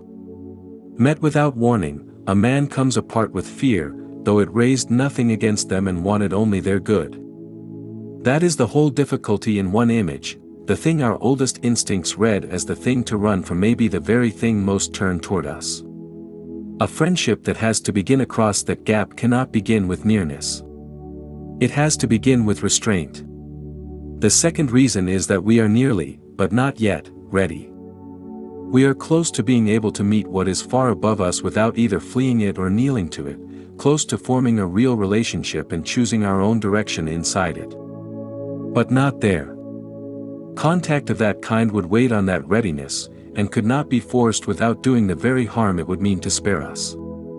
Now I have to face something the friendship cannot walk past. It is often said, in the lore I am drawing these figures from, that when such an intelligence makes close contact it spares the human mind by soothing it, shielding it from the shock, softening what would otherwise overwhelm. Set that beside the axis and the danger is immediate. To reach into a mind and rearrange what it feels or remembers, without that mind's agreement, is not a gentle exception to domination. It is domination's defining act, and it is divided from the predatory version only by the intention behind it, which is exactly the thing the axis hinges on, because the predator, too, will tell you it was for your own good. So I will not let, for your own good, do any work here, and I will not have it both ways. The distinction that saves the idea is consent reaching forward. Someone who has genuinely sought such contact, who wants it and would plainly rather be spared a terror that serves no purpose, has in a real sense already given the consent that a moment's shielding would rely on. The guardian would be acting inside a will that had opened toward it, not against a will it had overridden. That is different in kind from the same act done to someone who never asked and would refuse if they understood. The first is an accommodation within consent. The second is a violation, whatever its motive, and a consistent guardian does only the first. Where that standing consent is absent, the guardian must stay away, unless contact can be made without coercion, without altering the mind, and without bypassing the person's will at all. And I have to be exact about how much even that permits, because the space between two words is the space between a guardian and a predator. Softening is not erasure. To dim the force of an experience a person invited, so that they take in only what they can bear, is one thing. To reach in and rewrite what they are, by wiping the memory, installing a feeling, remaking the will from outside, is another, and no prior openness reaches far enough to license it. A guardian might do the first for someone who asked. It does not do the second for anyone. So where the familiar abduction stories turn on a mind edited against itself, taken without consent and returned altered, whatever else they describe, they do not describe the guardian. They belong to the predatory pole, or to something the figure cannot reach. The word abduction, with all it carries of seizure and violation, does not fit the friend I am describing. Where it fits an event, that event is not this friend. This is what makes the friendship austere instead of comfortable, and it is the hardest and truest thing I can say about it. A friend of this kind will not rescue you from a choice. It will not override or rewrite your fear against your will, or carry you where your will has not agreed to go, or improve you behind your own back. It offers the better path and leaves you free to refuse it. We are used to a softer word for love than this, but this is the harder and more honest one, a regard for us so complete that it will not save us by any means that would cost us ourselves. Chapter 14. From Orbs to Contact. The moral question does not wait on identifying anyone. The instant intelligence beyond humanity becomes even possible, the ethical question is already live, because the instant there might be another will in the field, the whole matter of how a will may be treated is in play. That is how this book can move from a light in the sky to a moral order without pretending to a roster of beings derived from the unknowable lore. What contact makes unavoidable is not a catalogue but a question: is there a will here, and if so, what do we owe it? The whole of this book speaks of honoring a will or violating it, and a reader is entitled to stop me and ask whether there is any such thing as a will to honor. It is the oldest question in moral philosophy, and I want to meet it before it can be turned against everything that follows. I will say that the argument does not rest on the grand metaphysical answer to the question of causality, or settling the debate of determinism versus free will. It rests on something nearer and simpler, which I call the lived will. I do hold a view on the deeper question, and I will give it, because it is the pressure that makes the distinction necessary, not as a system you must adopt, but as the reason the distinction is needed at all. My own view is that our choices are causally determined. A decision that feels open is produced by a mind in a particular state, and that state was set by everything that came before it, none of it authored by the chooser out of nothing. Trace any choice back far enough and you leave the self entirely. So I think free will of the libertarian kind, a will that authors its own choices from outside the causal order, is an illusion, and that the feeling of it, real as a feeling, is only the mind watching a decision arrive and finding no visible cause. Some read the quantum facts as leaving nothing to chance, others as throwing the future open. The matter is unsettled, and nothing in the moral argument turns on it, because a choice nudged by chance would be no more yours than one fixed by prior causes. Randomness is not authorship. Nor does any of this dissolve the ground under us. That a belief is cause does not make it false, or the having of reasons pointless, and to hold a person responsible is one way of entering the causal field that shapes what they do next. I set all of this down as my position and no more. Put the whole of it aside, and what follows still stands. Because what follows does not need libertarian freedom. It needs only the lived will, and the lived will is real whatever the metaphysics turns out to be. By the lived will I mean the will as a being actually experiences and exercises it from the inside, its reasons and its desires, its deliberation, its fear and its openness, its consent, its refusal, the whole process by which it arrives at a choice and owns it as its own. None of that requires the will to be uncaused. A caused will is still a will, the deliberation still happens, the consent is still given or withheld, the choice still issues from the being's own reasons rather than from a hand reaching in from outside. And precisely because it is a real process, it can be respected, and it can be violated. To respect it is to move it only through itself, to offer reasons, to guide, to wait, to let the choice form in the being's own deliberation and leave its consent intact. That is what the guardian orientation names. To violate it is to reach past that process and work the being from outside, by coercion, by deception, by force, by overriding the will and steering the person where their own deliberation would not have gone. That is the predatory orientation. The two poles of this book have been the lived will honored and the lived will overridden, all along. When I have spoken of a will respected or a will violated, it is always this I have meant, and never the metaphysical freedom I do not think we have. This is also why a guardian could not force the good upon us even if it wished to. The principle at the center of the matter is the nearest thing I know to a true ethics, that a rational being must always be treated as an end in itself and never merely as a means. To force the good on us would be to use us as instruments of a good result, overriding our agency to reach it, exactly what that principle forbids. And it would defeat itself, because a good pressed on a being from outside is not that being's own, and carries no moral worth. Worth lives in an act that issues from a being's own reason, not in one installed by a force it did not author. So a guardian can no more force the good upon us than force the bad. Either would break the very thing that makes it a guardian. The principle is not my own, it is Kant's, the formula of humanity from his groundwork of the metaphysics of morals. I take it as the deliberate starting point of this book, the cornerstone is borrowed, even though the reasoning built on it is mine. I want to be plain that I take this principle on its own merits, not on the metaphysics once built beneath it.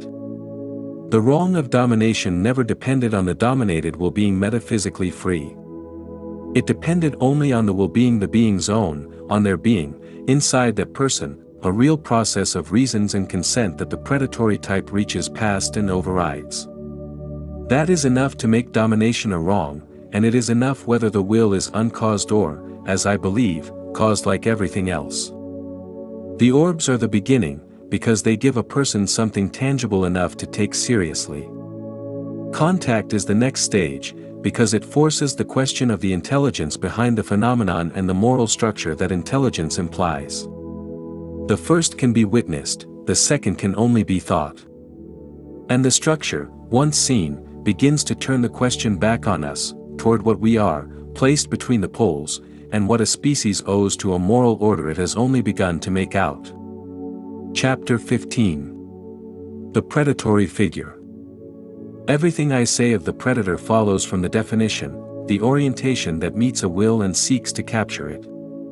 The predator names the form power takes when it seeks not merely obedience, but inward surrender, the will's consent to its own capture.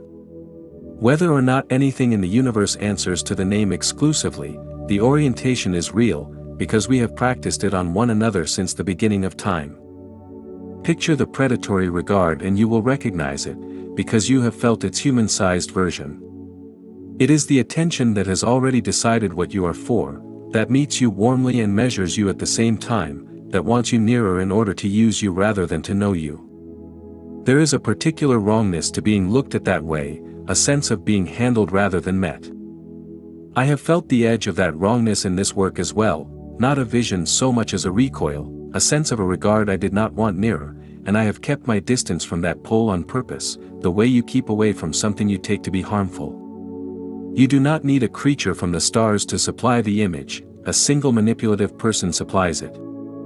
The figure only enlarges what is already familiar, so that we can see, at full size, the orientation we are slow to name when it is small. Begin, then, where I can stand. With the definition, from which one feature follows that matters more than any detail. An intelligence oriented toward capture does not announce itself as a captor. Deception is not a flaw in the predatory orientation but one of its instruments, because a will that can be misled is a will that can be taken while it still believes itself free. This gives the only test worth applying, and it is not the one most people reach for. A predatory intelligence cannot be judged by how it presents itself, by how warm it feels, how flattering it is, or what it claims to be. It can be judged only by what it does to a will, whether it respects consent and leaves the person freer, or works around the will through pressure, confusion, and a trust it has courted rather than earned. From that test, and not from any verdict over other people's experiences, comes a position I hold as inference and not authority. I am deeply suspicious of any account within the wider lore of experiencers in which a power presents as benevolent while bypassing the will, flattering the one who receives it, asking to be trusted on the strength of how it feels, leaving the person more dependent and less their own. Wherever that shape appears, the predatory orientation may be at work, whatever the source is called. But I cannot sit in judgment on every person's experience from the outside, and I do not claim to. You might fairly ask why the same suspicion does not dissolve the guardian, why this is not just a subtler version of the same trick, told from the other side. The answer is that I am not, in the end, trusting either figure's account of itself. I am trusting the axis, which I drew without reference to any being at all. A guardian is not someone I have decided to believe. It is the name for an orientation that, by definition, will not violate a will. If a presence violates one, it is not a guardian, whatever it calls itself and however kind it seems.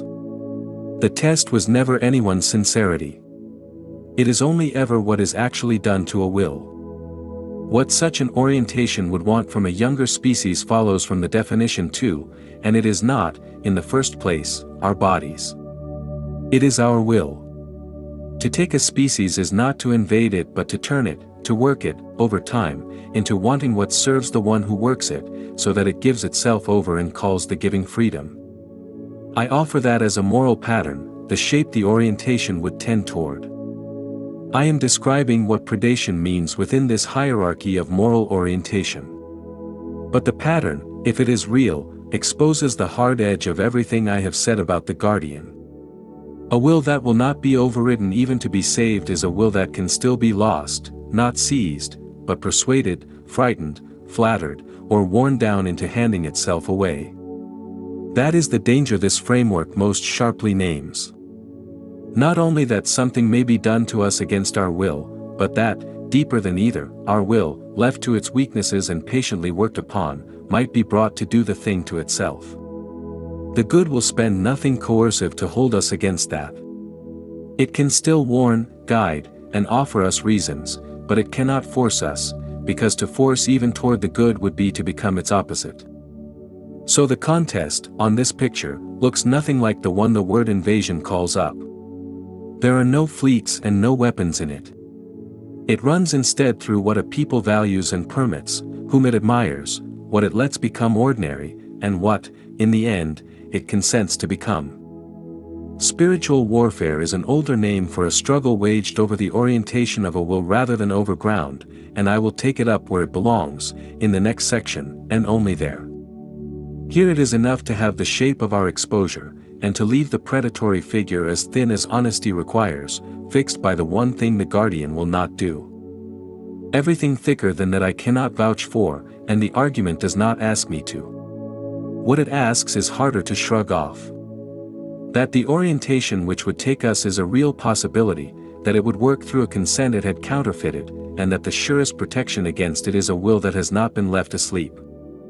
Chapter 16. The Future of Human Contact.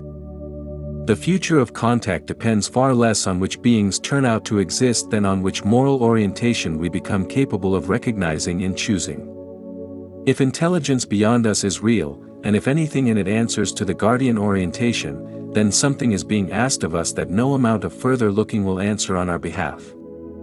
Awareness, once it comes, does not close the matter. It opens a different one. For most of this book I have been concerned with what is true, whether the orbs can be summoned, whether an intelligence stands behind them, what that intelligence might be like. Those are questions of evidence, and they matter. I have not spent all these pages pretending otherwise. But they are the entrance to the problem, not the whole of it. Suppose the evidence came in, suppose, tomorrow, the thing were settled past any honest doubt. We would not be finished. We would be at the start of the part that actually costs something, because the moment you know there is a moral structure to reality, you are answerable to it, and the question stops being is this real and becomes what will I do now that it is. Awareness is not the end. It is simply the beginning of a higher form of responsibility. It helps to be exact about what the guardian orientation would and would not ask of us, if anything real answered to it. It would not ask conquest, that is the predator's shape, not the guardian's.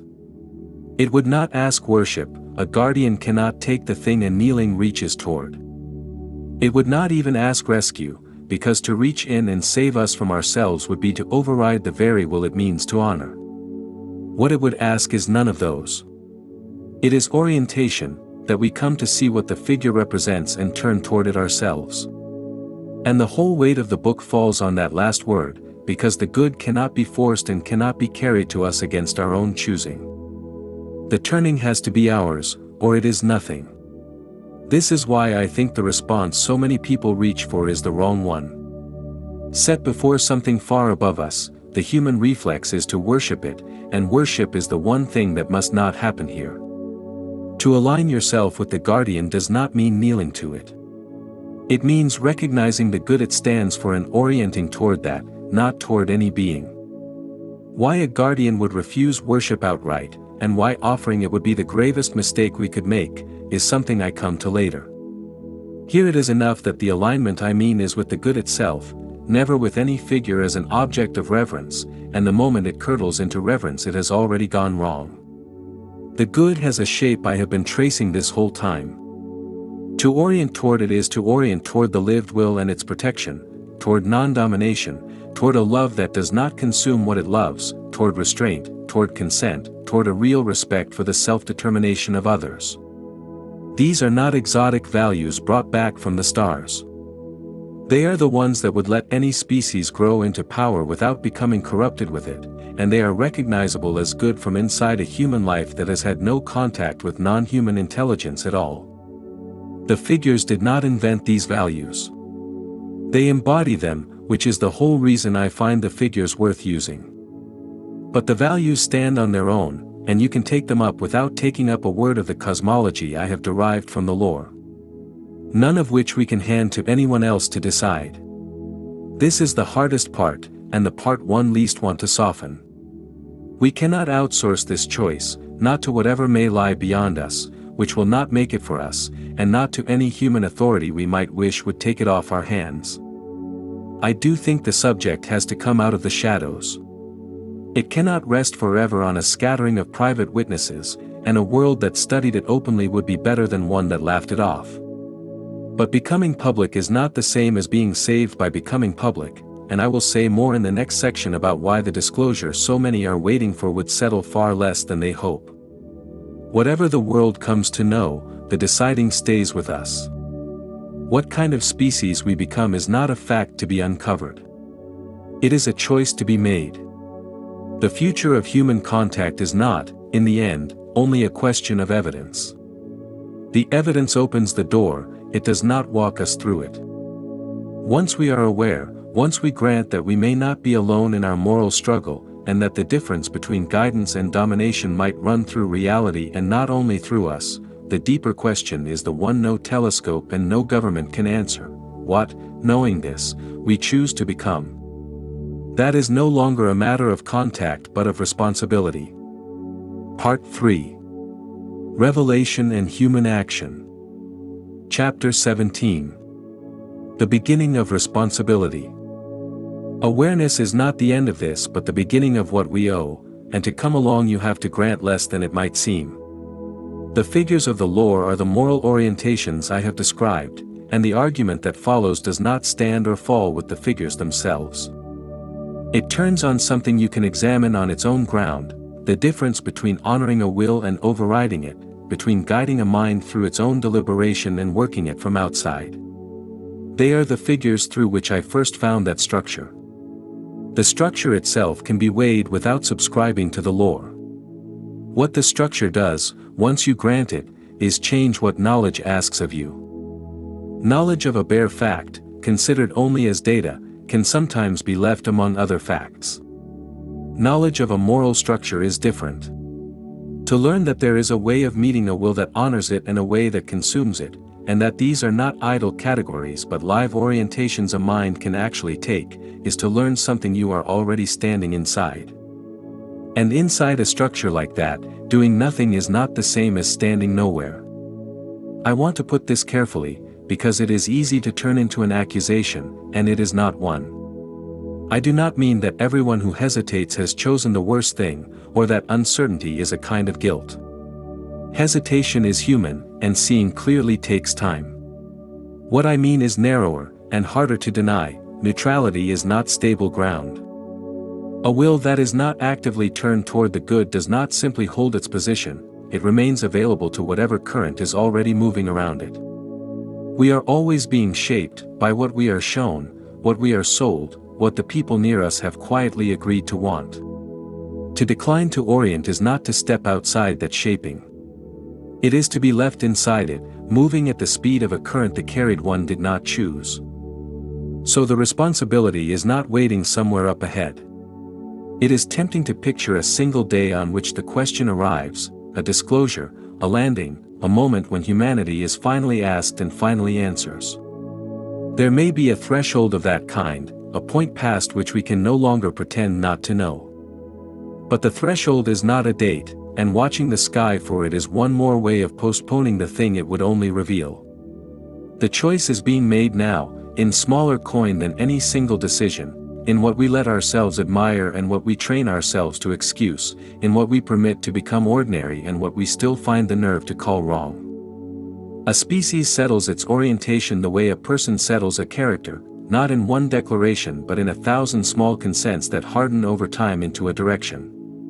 When the threshold comes, it will not set that direction. It will show us the one we have been choosing all along. None of which any of us does alone, and I will not load onto a single life a weight it cannot carry.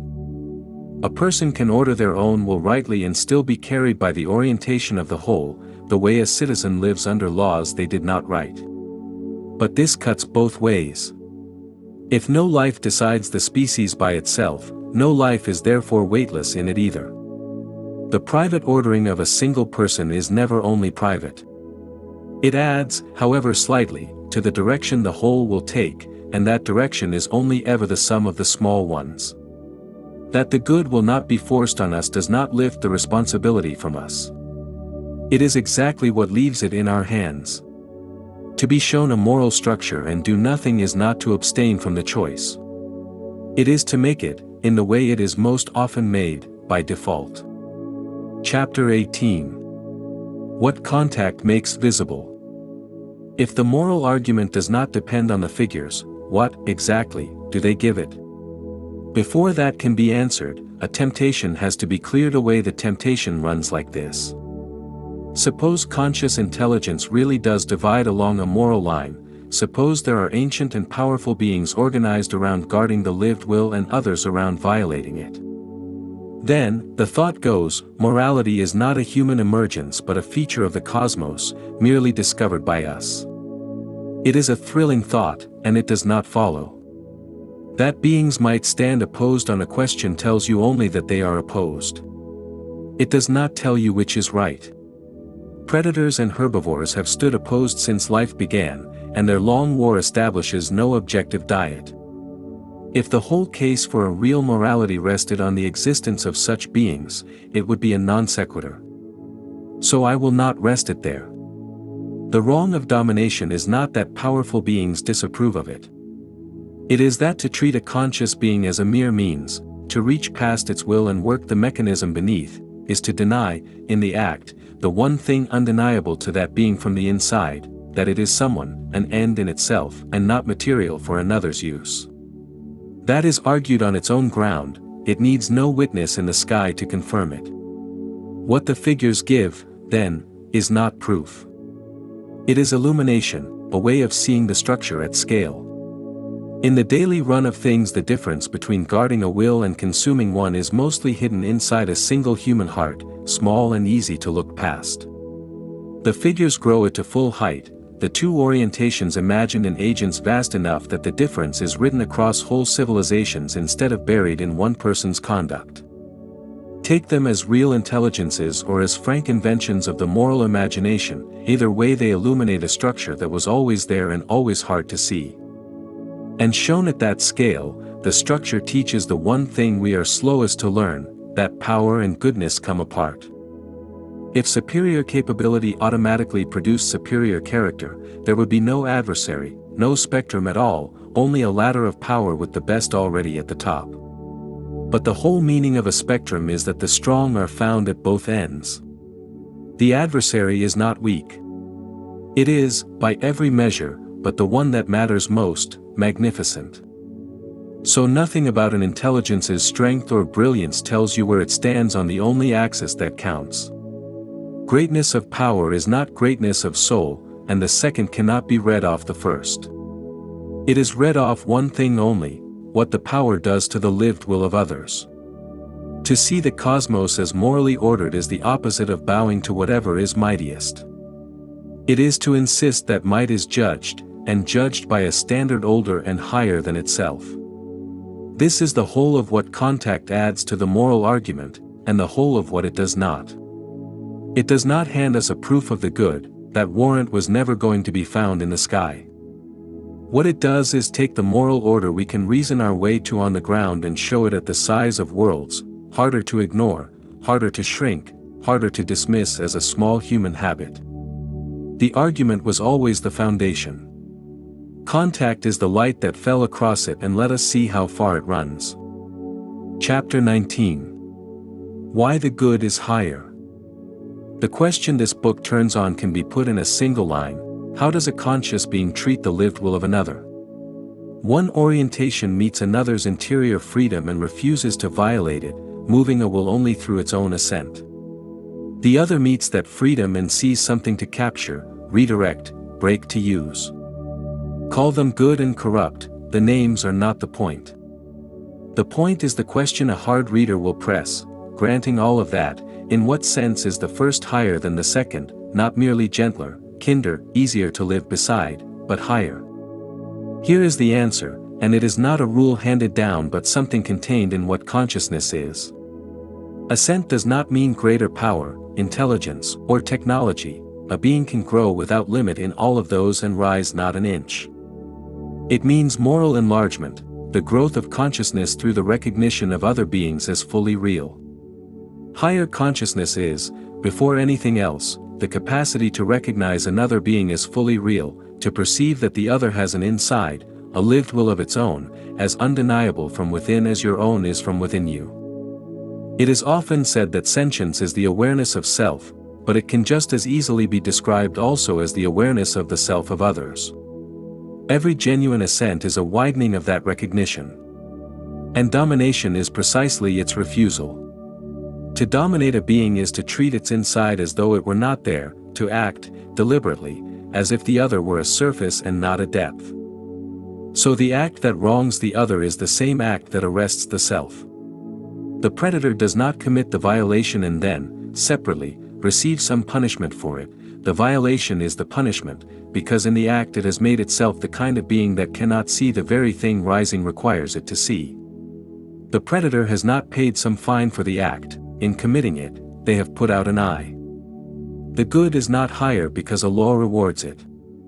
It is higher because the one capacity that would carry a being upward is the exact capacity domination destroys. This answers the oldest objection. Never mind reading goodness off power, the predators plainly win. They are stronger, history is mostly theirs, and all this talk of a higher way is the consolation of the losers. I grant the premise and deny the conclusion. The corrupt orientation can amass power without limit, and often does. But a will can swell in capability while withering in everything that capability was for. A civilization can fill its sky with machines, perfect its hierarchies of control, make itself unanswerable to anyone, and have risen nothing, because it has only grown more efficient at the single act that forecloses rising. What looks from the outside like ascent is only a hardening. It gains the world and loses the capacity that would have made any of the world worth having. That is the deformity at the center of domination, the very strength it piles up is what closes it in. It may triumph in the world and still remain sealed inside the condition that deformed it. And yet domination is a failure and not a fate. However far a being has gone into it, however hard the habit has set into something that looks like a nature, the orientation stays a posture of the will and not a mechanism of it. That is the only reason it belongs to the moral world at all. If domination were destiny, its cruelties would be a kind of weather, terrible but blameless, and there would be nothing there to condemn. We condemn it because, underneath everything, it remains chosen. This is not consolation, each act of domination blinds the one who commits it a little further, and a being can blind itself very nearly to the point of no return. But nearly is not entirely, and the door that never quite shuts is the whole distance between an evil and a misfortune. I have spoken as if respect for the lived will were the whole of morality, and it is not.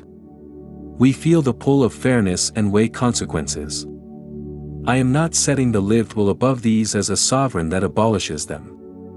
I am saying something narrower and, for this book, decisive, where power meets another will, each of these goods, cut loose from respect for the lived will, curdles into the very thing we are trying to refuse. Care that does not respect the will becomes paternalism, and at its worst the possession that calls it smothering love.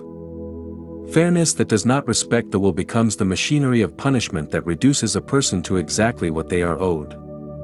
And welfare that does not respect the will is the predator's own argument, almost word for word, the coercion, the managed deception, the sacrifice of the one for the many, all done, sincerely, for the greater good. A benefit delivered by overriding a will has already crossed the line this book draws, however warm the motive. So the lived will axis does not cancel care, or fairness, or the weight of consequences. It governs them, in the one place that is this book's concern. It stands where power meets another will and asks the question none of the other goods asks on its own: does what you are about to do still leave the other an end in itself, or has it quietly turned the other into material for your outcome? I am not pretending to defeat every rival theory of ethics. I am identifying the minimum moral condition that appears whenever one conscious will gains power over another, that the other cannot be reduced to material without corrupting the relation itself. That is what each theory, in its better moments, is also trying to protect, and it is enough to carry everything this book asks of it. I did not take such care with these two orientations to leave them in the sky. Both directions are already in us. We did not need a visitor from the stars to teach us domination, we have practiced it on one another since the beginning. And we did not need one to teach us mercy, we have always half known it. The two ways an intelligence can run are the two ways the human will already runs, and to see them written at large is only to recognize, at last and without excuse, what we have always been choosing between. What remains is to look at that choice where it is actually decided, not among the stars, but inside a human life and the civilization such lives compose. Chapter 20. Spiritual Warfare. The choice between guarding a will and dominating it is not made once and for all, it is the standing posture of a life, and it has to be made somewhere. The somewhere is not dramatic, and it is not chosen in peace. The will does not simply lean whichever way it pleases. It is leaned. There are pulls on it, from inside and around it, some toward capture and some toward the good, and to say there is a war is only to say that the leaning of a conscious being is solicited, worked on, fought over. Watch how the corrupt orientation actually takes a person, because it is almost never by a decision to become cruel. It comes as a sequence of small permissions, each easy, each deniable. A resentment is not resisted but turned over and warned. A humiliation done to someone else is, for a moment, enjoyed.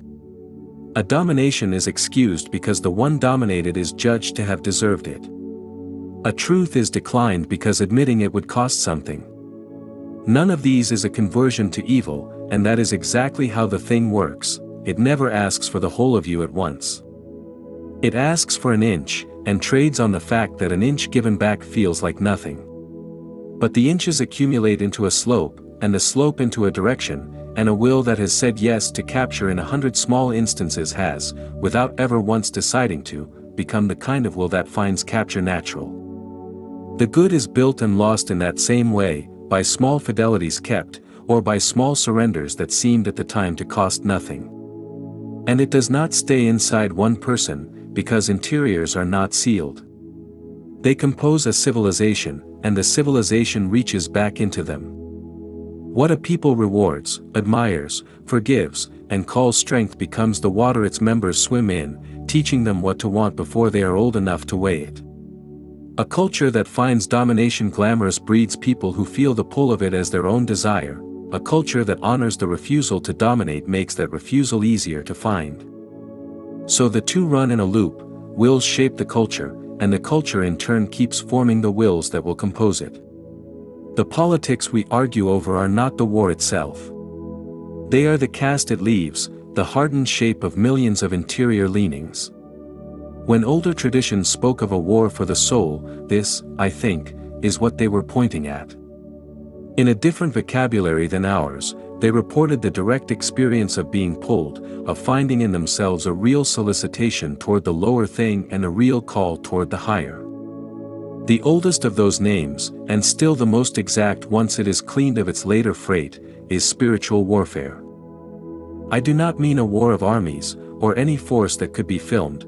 I do not mean a doctrine you must convert to before the argument is allowed to reach you. I mean only the contest I have been describing, the struggle over the orientation of a conscious life, waged in the interior and in the world that interiors build. It is worth saying why the word is spiritual and not merely psychological. It is spiritual, first, because it is fought over the direction of the will and the shape of what one desires, not over outward behavior alone. A person can be made to act well and remain, inside, turned toward domination, and it is the turning that is contested. And it is spiritual in a second sense. The psychological reading drops. The orientations are not a local human invention. They are the same two relations to another's will this book has traced all along, and as far as I can tell they appear wherever conscious life appears. That a human interior is one side of this contest, and not the only one, is an interpretation I cannot demonstrate. I hold it, but I mark it as the soft claim it is. Even held lightly, it is why psychological is too small a word. What the word must never be allowed to do is slide into the supernatural in the cheap sense, occult machinery behind the world, spirits and signs to be managed by those who know the tricks. To call the struggle spiritual is not to fill the air with literal demons, or to ask you to believe anything you cannot reach from your own experience and reason. It is to say only that the orientation of a conscious life is real, that it is genuinely at stake, and that it reduces neither to the motion of matter nor to the private weather of one's psychology. A secular reader and a religious one can both stand on that sentence. Seen this way, the old religious language stops looking like superstition and starts looking like a rough early record, not of the cosmos, but of the moral life. What is striking is how often the same figure turns up in traditions that never shared a doctrine, not blind misfortune, but a deceiver, an adversary, an intelligence that offers power or pleasure or relief in exchange for the surrender of something essential, and grows stronger with everything surrendered to it. I am not offering the recurrence as evidence of anything outside us. People can converge on an image for many reasons, and a shared picture is not a shared proof. Religious language is useful here because it preserves the oldest human attempts to name an experience we still have: corruption, temptation, domination, surrender. What that language perceived is worth keeping, the mythology it came wrapped in is not. The most charged of those words is the demonic, and I will not flinch from it, but I hold it to the same rule. I do not mean that some literal predatory reptilian race is the demon of any church's doctrine, no tradition claims it in this way. I mean that the old word named something specific, an intelligence turned against the freedom of another intelligence, consciousness using consciousness as material, and that, set beside the predatory orientation this book has defined, the resemblance is not accidental. I have simply borrowed the word and translated it. At its best, demonology was an early attempt to name a real pattern in the moral life of intelligence, and it sensed, too, what the tidy modern picture of evil misses, that corruption can be larger than a private failing, that it can become the organizing principle of whole civilizations. What was once pictured as a kingdom of darkness is, with the picture removed, simply domination grown into a stable and advanced form of life. So this is the war, and this is why it earned its name. But to call something a war is to grant that it can be lost, and that forces the question the comfortable version of this subject never asks. If we have been shown the higher path and given every reason to know it as higher, why is the matter not already settled? It is the most natural thing in the world to assume that, shown the better way, we will take it. But that assumption is not only unproven. It is naive. A people can recognize the good with perfect clarity and still, with open eyes, choose the other thing. Chapter 21. Why humanity might choose wrongly. There is a hope that runs quietly beneath almost everything written on the subject pertaining to non-human intelligence and contact, and it has to be brought into the light and refused. The hope is that the problem is only ignorance, that if humanity could be shown the truth, it would of course make the choices rightly. Who, seeing the good clearly, would turn from it? I understand the appeal. I do not believe it, and the whole seriousness of this work depends on its being false. The hard truth is that a being can see the good clearly enough to be answerable for refusing it, and choose against it anyway. We do it often, and we have done it in every age. Revelation, by itself, settles less than we hope, because it leaves untouched the part of us that already knows better and reaches for worse. Begin with the most common reason, which is also the least dramatic: the good is expensive. To orient toward it is to take on a continual labor, to practice restraint when domination is available, to forgive when revenge would be sweeter, to keep recognizing the reality of other people when it would be easier not to overcome oneself again and again with no final point at which the work is done. Domination asks none of this. It offers power over others while demanding no improvement in the self, so that one can stay petty, frightened, and cruel and still win. Most wrong choosing is not a love of evil. It is an unwillingness to be made better, dressed up as something more respectable. But ease alone does not explain the grip domination has on us, because it is attractive in its own right, attractive because it counterfeits things we genuinely need. Almost no one chooses what presents itself as evil. People choose safety, and call the control that promises it security. They reach for dignity, and find it in the humiliation of someone beneath them. They choose justice, and let it curdle into revenge. They want to belong, and get it by joining the strong against the weak. They choose order, and hand themselves to whoever will impose it. In every case a real human good is being sought, and domination has offered itself as the means. This is why the wrong choice so seldom feels like a wrong choice from the inside. The corrupt orientation almost never wins by being chosen as corruption. It is chosen because it has disguised itself as one of the goods we were right to want. And then, past ease and past disguise, there is the thing we least like to admit. Sometimes domination is chosen for itself. There is a satisfaction in power that has nothing to do with what the power secures, a pleasure in the bending of another will, in being feared, in watching someone made small. There are people who have looked clearly at the good, understood it, and turned from it not because it was hard and not because they mistook something else for it, but because they preferred the other thing, the assertion of their own will as the highest and only law, with no one's reality counting but their own. It is rarer than cost and rarer than disguise. But it is real, and any honest account of us has to leave room for it. None of these would have purchased if the corrupt orientation were wholly foreign to us, and it is not.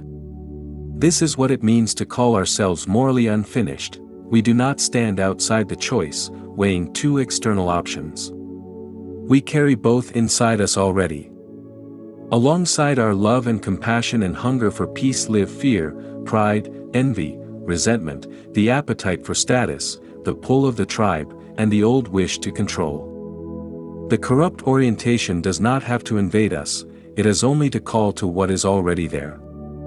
And what it calls to, most often, is not a hunger for cruelty but a longing to be relieved, of effort, of uncertainty, of the weight of deciding for oneself. Freedom is a burden. To stand upright in one's own judgment, answerable and unprotected, is harder than to fold oneself into something larger and let it decide.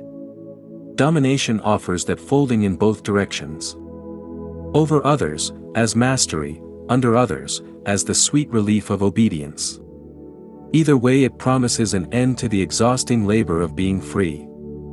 We are vulnerable not because we are ignorant of the good, but because the good has a rival inside the same heart, and the rival is patient.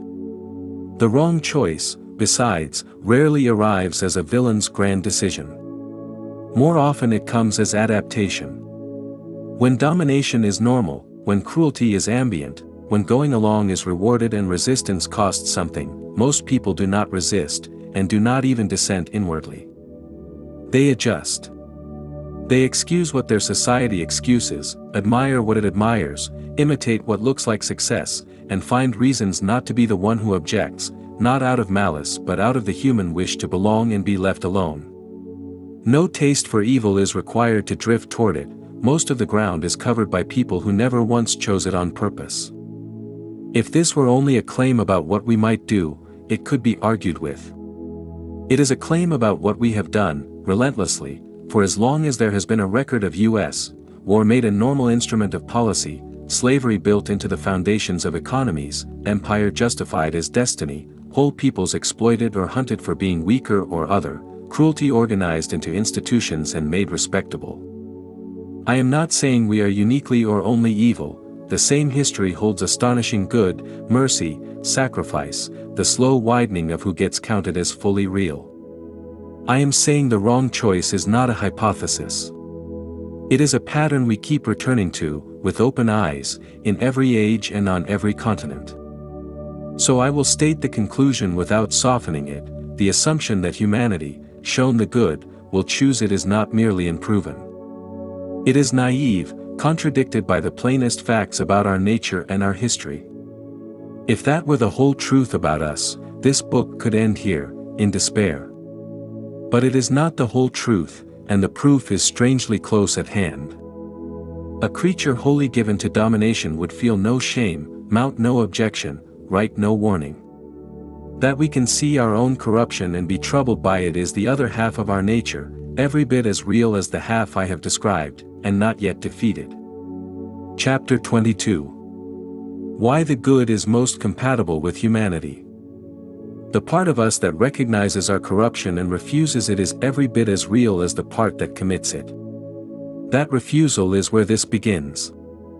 I am not going to argue that we are secretly good, that the last chapter's indictment was overdrawn, or that the good is our dominant nature and will therefore win of its own accord. None of that is true, and I take back no word of what I said. Our two capacities, to dominate and to love, are co-equal and equally real, and on a given day the worse one may be the stronger. What I will argue is narrower, and more important. These two equal capacities are not equal in what they do to the being that lives by them. We are free to choose either, only one of the two will ever fulfill us. Begin with the fact that the good is genuinely ours, and not a standard imported from outside us. We are natively capable of love, of grief, of compassion and gratitude, of guilt and mercy, of beauty and the making of beautiful things, of the reflection that asks whether a life is being lived well. And we are capable of the plainest thing of all, the recognition that domination is wrong. We do not, for the most part, have to be taught to feel the wrongness of cruelty, we feel it, even when we go on to be cruel anyway. So the good is not something a higher being would have to install in us from outside, like a part we were born missing. It is already here, not as a finished possession, but as an ideal we hold, a longing we feel, a partial capacity we exercise unevenly. Whatever calls us toward the good is not introducing us to a stranger. It is calling forward something already in the house. That we know the good is written across what we have made. A creature indifferent to it would have no reason to accuse itself, and we accuse ourselves without end. Our art returns to our own cruelty, not to celebrate it but to mourn it. Our stories are full of the gap between what we are and what we sense we ought to be. Our histories record our atrocities in a tone that already carries the verdict against them. We condemn tyranny even as we practice it. We reserve our highest praise for courage, mercy, forgiveness, honesty, and self-sacrifice, precisely the things we most often fail to do. That is not how a species behaves that does not know the good. It is how a species behaves that knows it well enough to be ashamed of the distance from it. And yet none of this makes the good our dominant nature. The capacity for domination is exactly as real as the capacity for love, and knowing the good has never once kept us from choosing against it. So the affirmative claim here cannot be that the good is what we will do. It is that the good is what completes us. We can survive under either orientation, but only one of them enlarges the being that lives by it. The good is not our default. It is our fulfillment, the condition under which a being like us becomes most fully itself, rather than merely whatever it happens to do. Watch what each orientation does to a person, and the asymmetry is plain. A human being can live an entire life oriented toward domination, many have, and some have died powerful and unpunished. But the life is a contracted one. Domination narrows the person who practices it, into suspicion, because everything is a threat. Into resentment, because every equal is a rival, into the endless labor of control, because nothing can be trusted to stand on its own. It does not build a larger self but a more defended one, walled and watchful and finally alone. The good does the opposite. Love, trust, gratitude, the making of things, the recognition of other people as fully real, these are not soft rewards bolted onto a moral life. They are the enlargement of the being itself, turning a consciousness outward, toward connection rather than isolation and creation rather than mastery. To dominate is to refuse to see the other as real, and the seeing of others is the very thing higher awareness is made of. The good is that refusal reversed. The recognition of other beings is not a tax paid on the way to growth, that recognition is the growth itself. The good is the single orientation under which conscious life can enlarge without violating itself. That, and nothing more mystical than that, is what I mean by saying it is what we are for. That is not to say, necessarily that we were designed for it, but that it is the one direction in which a being like us grows rather than shrinks, and it stays that even on the days we refuse it. The same holds one scale up. A civilization built on domination can become formidable, but its formidability is the formidability of contraction, capable, armed, watchful, and narrowed in exactly the way the dominating person is narrowed. A civilization rooted in the good is not thereby weak. It can build without enslaving and develop its powers without turning conscious beings into instruments. At both scales the law is the same, the good is the orientation under which a thing becomes more, and not merely stronger. It is worth saying plainly what kind of person this produces, because the good is easy to caricature and the caricature has done real damage. The person formed by the good is not the soft, bloodless figure the word sometimes calls to mind. They are self-controlled without being cold, compassionate without being weak, strong without being domineering. They are free without mistaking their freedom for selfishness.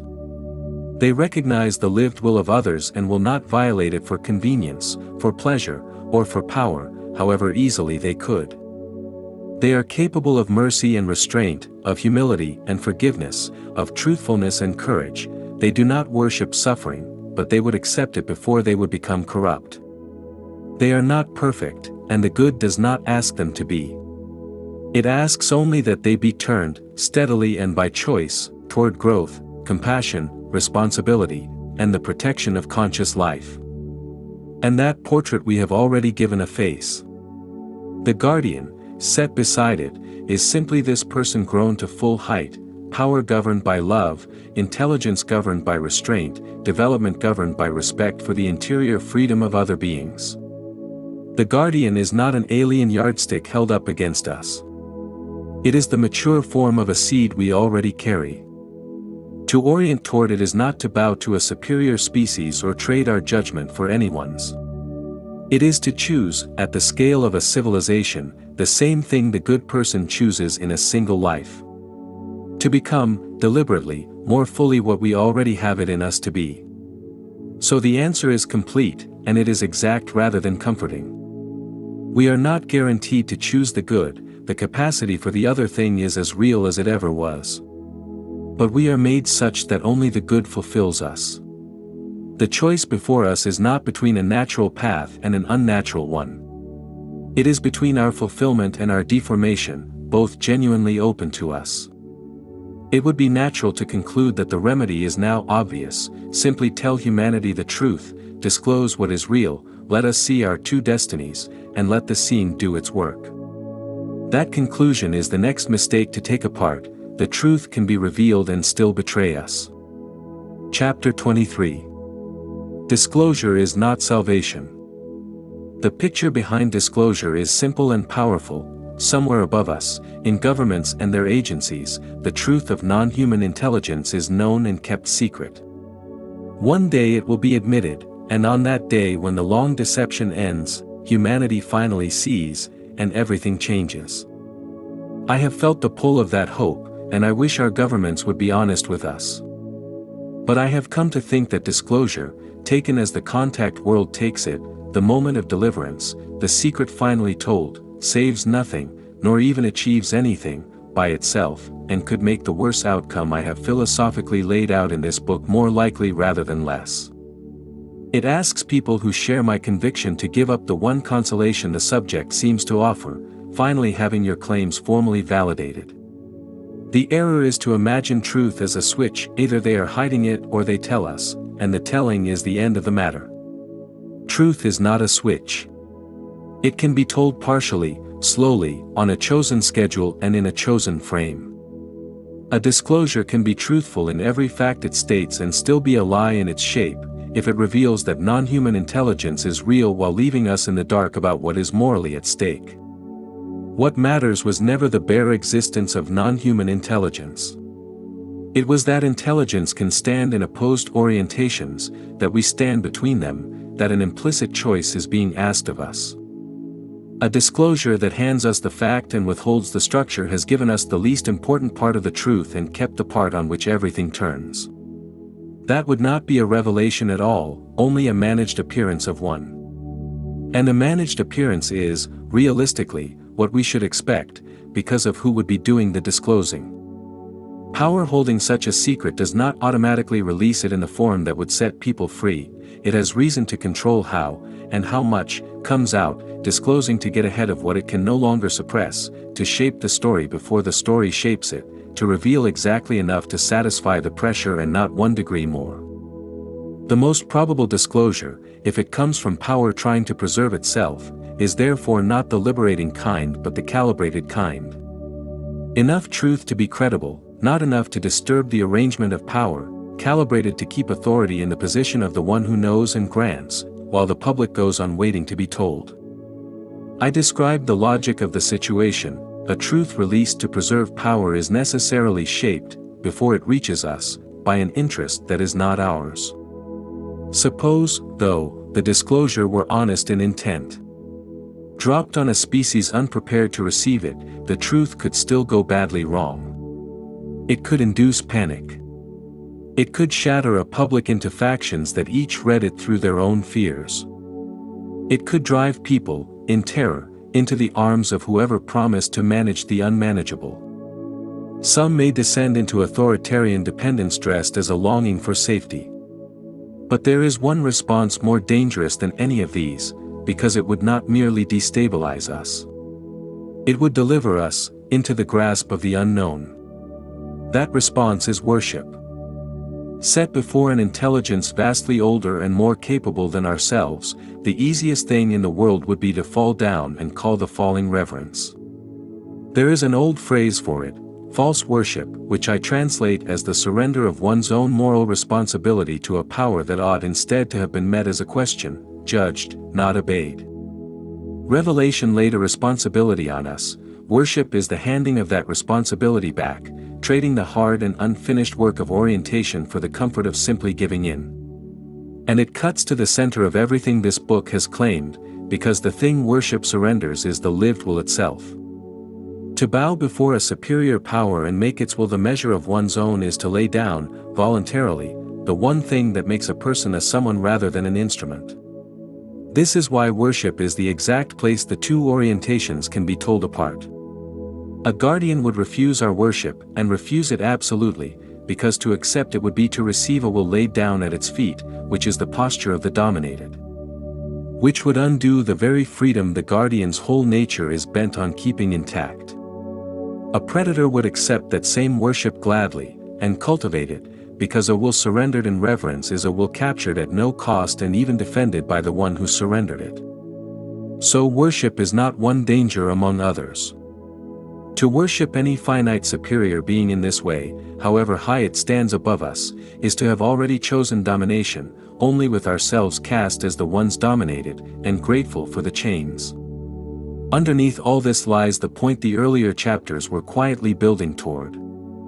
A consent that has been manufactured is not consent but domination wearing consent's face, and a managed disclosure is that very thing, performed on a whole species. If humanity is shown that non-human intelligence is real but misled about what is at stake, never told that a choice is even being made, then whatever it decides in response is not a free decision. Its lived will has not been respected, it has been steered. This is the precise mechanism by which the worse orientation could take us without ever breaking the rule of consent. The predator does not need to invade a species that can be misled into volunteering. From a predatory vantage, a disclosure that leaves us frightened, dependent, fascinated by power, or on our knees is not a botched disclosure. It is a successful one. So the thing the contact world awaits as deliverance could as easily be the instrument of its undoing, not because the truth is dangerous in itself, but because of everything that surrounds its release. The interest of whoever controls it, the unpreparedness of whoever receives it, and the absence of the moral interpretation without which the facts mean nothing. What, then, would a disclosure that saved rather than betrayed require? Not a cheap distrust of every authority. The problem is the posture of waiting, of a public standing with its hands open, asking authority to please, at last, permit it the truth. That posture has already conceded the thing that matters. The remedy is not to distrust absolutely. It is to stop needing to be told. A disclosure that could save us would run the other way, not down from authority but up from a public that had already done the work. A recognition from below, in which the truth is something people have come to understand for themselves, with the moral structure attached, rather than received as a favor on terms they did not set. And this is not new. It is what the first two sections were already asking for. A truth that enough people have reached on their own is one no authority can dole out or withhold, because it is no longer a secret in anyone's keeping. So disclosure is not salvation, and the hope that it is may be the most dangerous hope this subject has handed us, because it tempts us to wait, to give the decision to whoever controls the announcement, and to mistake being told for understanding. The truth will not save us on its own, only what we do with it can. But that sentence hides a question I can no longer avoid. Who is the we that must do something? The recognition I have described is the act of a people, and humanity is not yet a people in the sense the choice requires.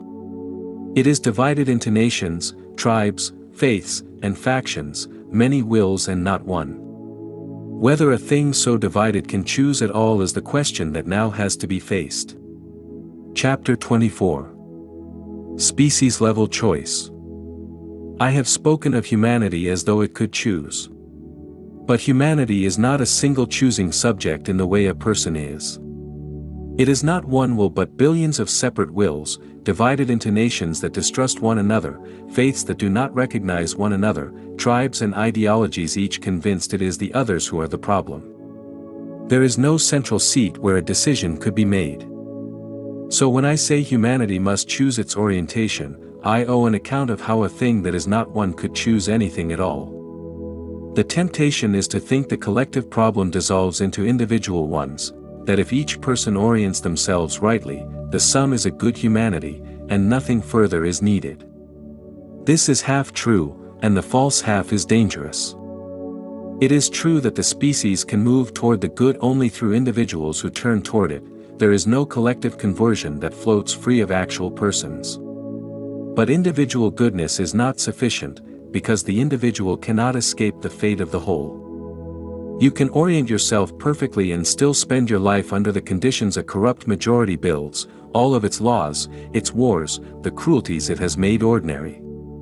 You may reject the ruling spirit of your country with your whole heart and still be bound by its statutes and implicated in what it does in your name.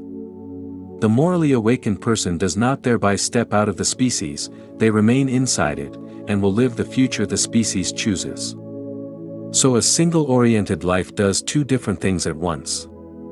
The first is the forming of a soul. To turn toward the good is to become the kind of being one ought to be, worth doing for its own sake, whatever the world does in answer.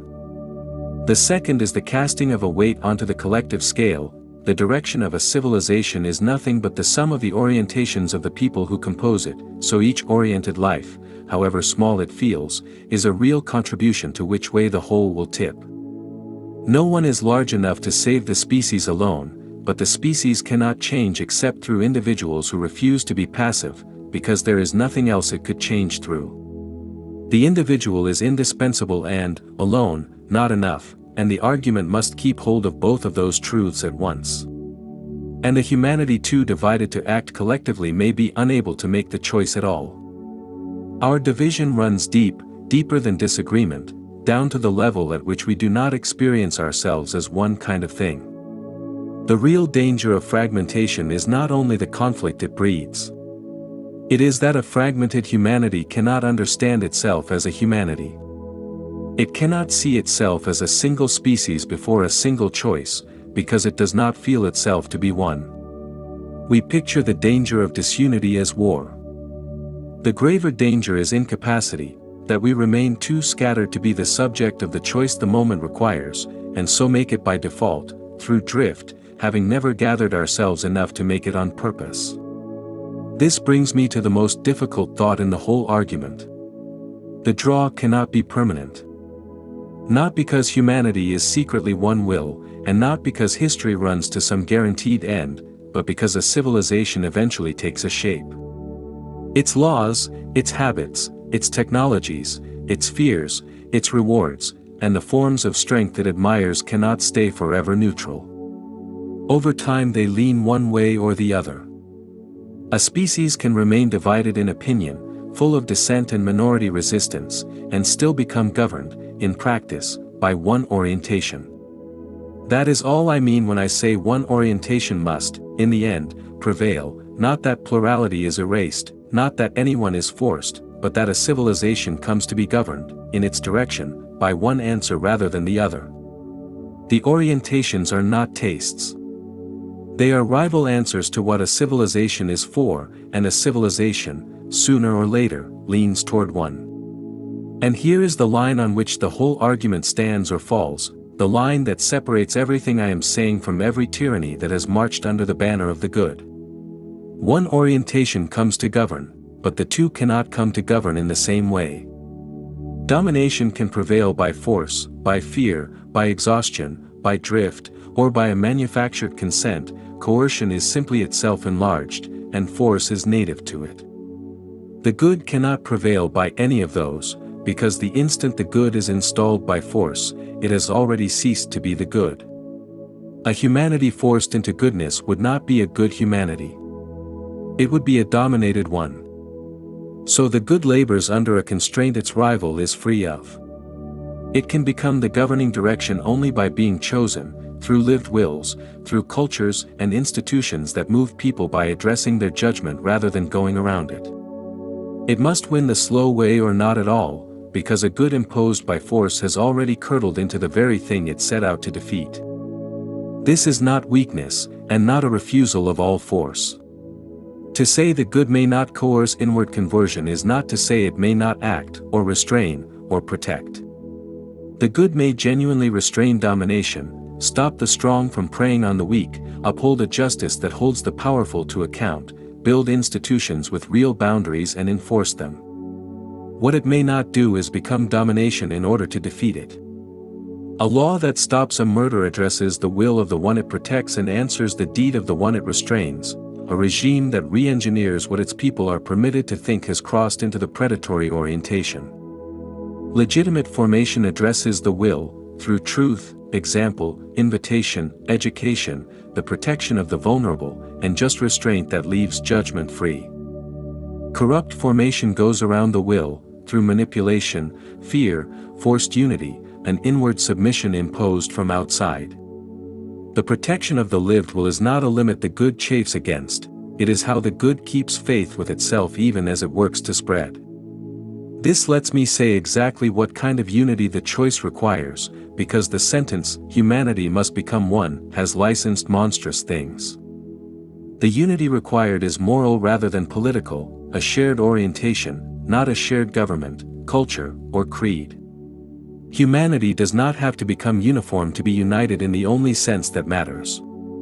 A species can stay various in its cultures and faiths and politics and still be one in its orientation, the way many instruments playing many different parts can play in a single key. And the distinction carries its own test. Any unity that demands the flattening of human difference, that insists on one structure and breaks the rest to fit, is not the moral unity I mean. It is the corrupt orientation again, doing domination's work while demanding to be called harmony. The unity the good asks for can only be joined, never imposed, and the moment it is imposed, you already know it has become the other thing.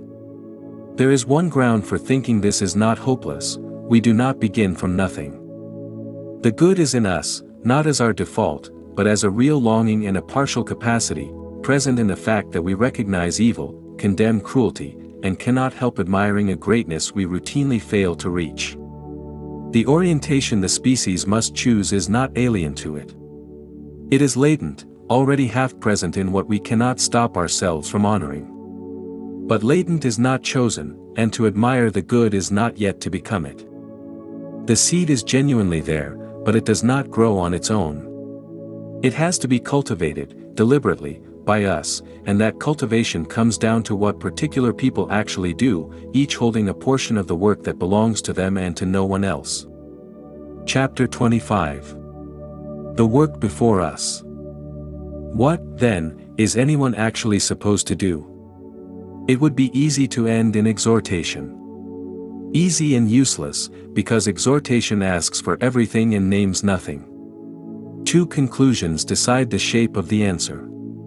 The good can prevail only by being freely chosen, so no authority can enact it on our behalf. And the only disclosure that would not betray us is one built from below, so the work begins with ordinary people, not the powerful. The responsibilities divide unevenly. The ordinary person first, because everything else rests there, then those who govern, those who study, and those who claim to speak for the sacred. Last, the refusals that belong to all of us. The first responsibility, and the ground of every other, is the ordinary person's, and at its core it is a refusal to wait. The deepest thing the first two sections asked was that no one take the reality of this on another's authority, but seek it honestly for themselves, so that whatever they make of it is their own. The duty is not forced belief, it is honest inquiry, to investigate seriously enough that whatever position one finally takes, conviction or doubt or suspended judgment, is earned rather than borrowed. Where direct practice is possible it matters, and the opening section was written to put it within reach. But where that is not someone's path, the deeper command survives the method. A first-hand engagement with the question, weighed by one's own judgment, set against the three easy substitutes.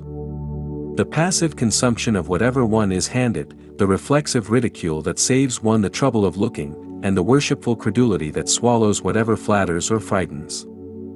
From there the rest follows. Having come to something of one's own, orient by it, turn your own life, in the small and local sphere where you actually have power, toward the protection of others' wills rather than their use, toward honesty rather than the convenient lie, toward the refusal of cruelty even where cruelty is rewarded.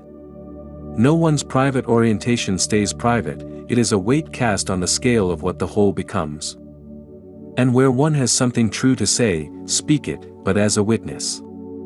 To speak responsibly is to tell the truth plainly and without theater, to mark the line between what one knows and what one only suspects, and to refuse every temptation of the prophet, the thrilling certainty, the claim to special access, the slow gathering of followers. The figure to imitate is not the seer but the witness, whose whole posture is, "This is what I found, go and check it for yourself." A public made of such people is the one thing a managed disclosure cannot deceive, because each already holds a piece of the truth that no authority granted and none can take back. Those who govern carry a duty that is the easiest to state and the heaviest to bear, because so much of it turns on a single fact, whether they already know. If there are people in authority who understand that contact is real and bears a moral weight for the whole species, and who keep silent, they have failed one of the highest duties leadership can hold. Knowledge of something this large is not private property to be hoarded for advantage. It is a trust, held on behalf of the governed, and to manage the public's ignorance as an asset is not statecraft but betrayal. I make no claim to know who holds such knowledge, or whether anyone does. But the principle does not depend on the names. The duties of power here are mostly duties of restraint. To tell the truth without managing it into a weapon. To protect a frightened public without manufacturing the fear that makes it governable. To disclose, if disclosure comes, in a way that induces neither worship nor dependence. Never to turn contact, or disclosure, into an instrument of control, and never to treat a truth that belongs to everyone as the property of the few. Those who study the phenomenon have failed it too, in the opposite direction from worship, by ridicule. The first responsibility of the scientist and the philosopher is the plainest, to stop treating the matter as beneath inquiry. For a long time that has been the surest way to forfeit a serious reputation, and the predictable result is that an enormous human reality has been left almost entirely to enthusiasts, with no one trained willing to come near it. The scientist is not asked for premature belief but for investigation without contempt. Rigor at last in place of mockery on one side and credulity on the other. And the study carries temptations of its own, to be refused as firmly as the ridicule. No grift, no turning the subject into a product or a following, no conversion of one's research into a personal authority that asks others to defer where they ought to check. The philosopher's task is quieter and may matter more, because the hardest problems here are not measurements but concepts. We lack good categories for almost everything this subject demands. For testimony that cannot be reproduced, for the seam between an event and its interpretation, for consciousness meeting consciousness across an enormous gap, for the moral weight an encounter carries. That work needs doing properly, by those equipped for it. Then those who claim to speak for the sacred. The religious face some of the sharpest temptations to mishandle this, in four related ways. They will be tempted to claim ownership, to announce it was theirs all along, foretold in their scripture, interpretable only through their tradition. They will be tempted to force the phenomenon into the categories they already hold, receiving it as confirmation rather than as a reality to be met on its own terms. They will be tempted to settle too quickly what any such intelligence is. To enthrone it as an angel or condemn it as a demon before anyone has earned the right to say. And they will be tempted, most dangerously, to turn the whole thing into worship. To install themselves as the priesthood between the new powers and the crowd, and to ask, in the bargain, for a surrendered judgment no one should give. Each is an error this section has spent its length opposing. And yet a role remains, if they prove capable of it. The traditions carry the longest human experience of moral preparation, of teaching humility before what is greater than oneself, cultivating compassion and restraint, steadying people against fear and turning them from false worship. A tradition that could help a frightened species meet this without panic, without grasping after domination, and without kneeling would be doing exactly the work the moment needs, but its whole worth depends on one discipline, that it offer preparation and not capture. That it point beyond itself rather than herd the frightened into its own authority. Beneath all these particular duties lies a set of refusals that belong to everyone. We must refuse denial, the comfortable insistence that there is nothing here to face. We must refuse ridicule, which is only denial in the costume of intelligence. We must refuse panic, and the rush into authoritarian dependence it invites. We must refuse worship, and the manipulation that feeds on it. We must refuse to fragment, to make this one more border to hate across. We must refuse submission, to whatever may lie beyond us, to the governments, or to the charismatic figures who will gladly do our thinking for us. Every one is a version of a single move, handing the meaning of contact to someone else so that we need not carry it ourselves.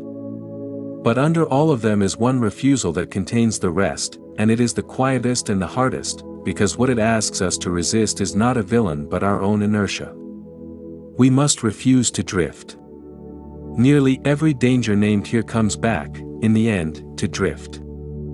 The wrong choice arrived at by default, the managed disclosure accepted because objecting is exhausting, the orientation settled not by any decision anyone remembers making but by 1,000 small accommodations to whatever was already underway.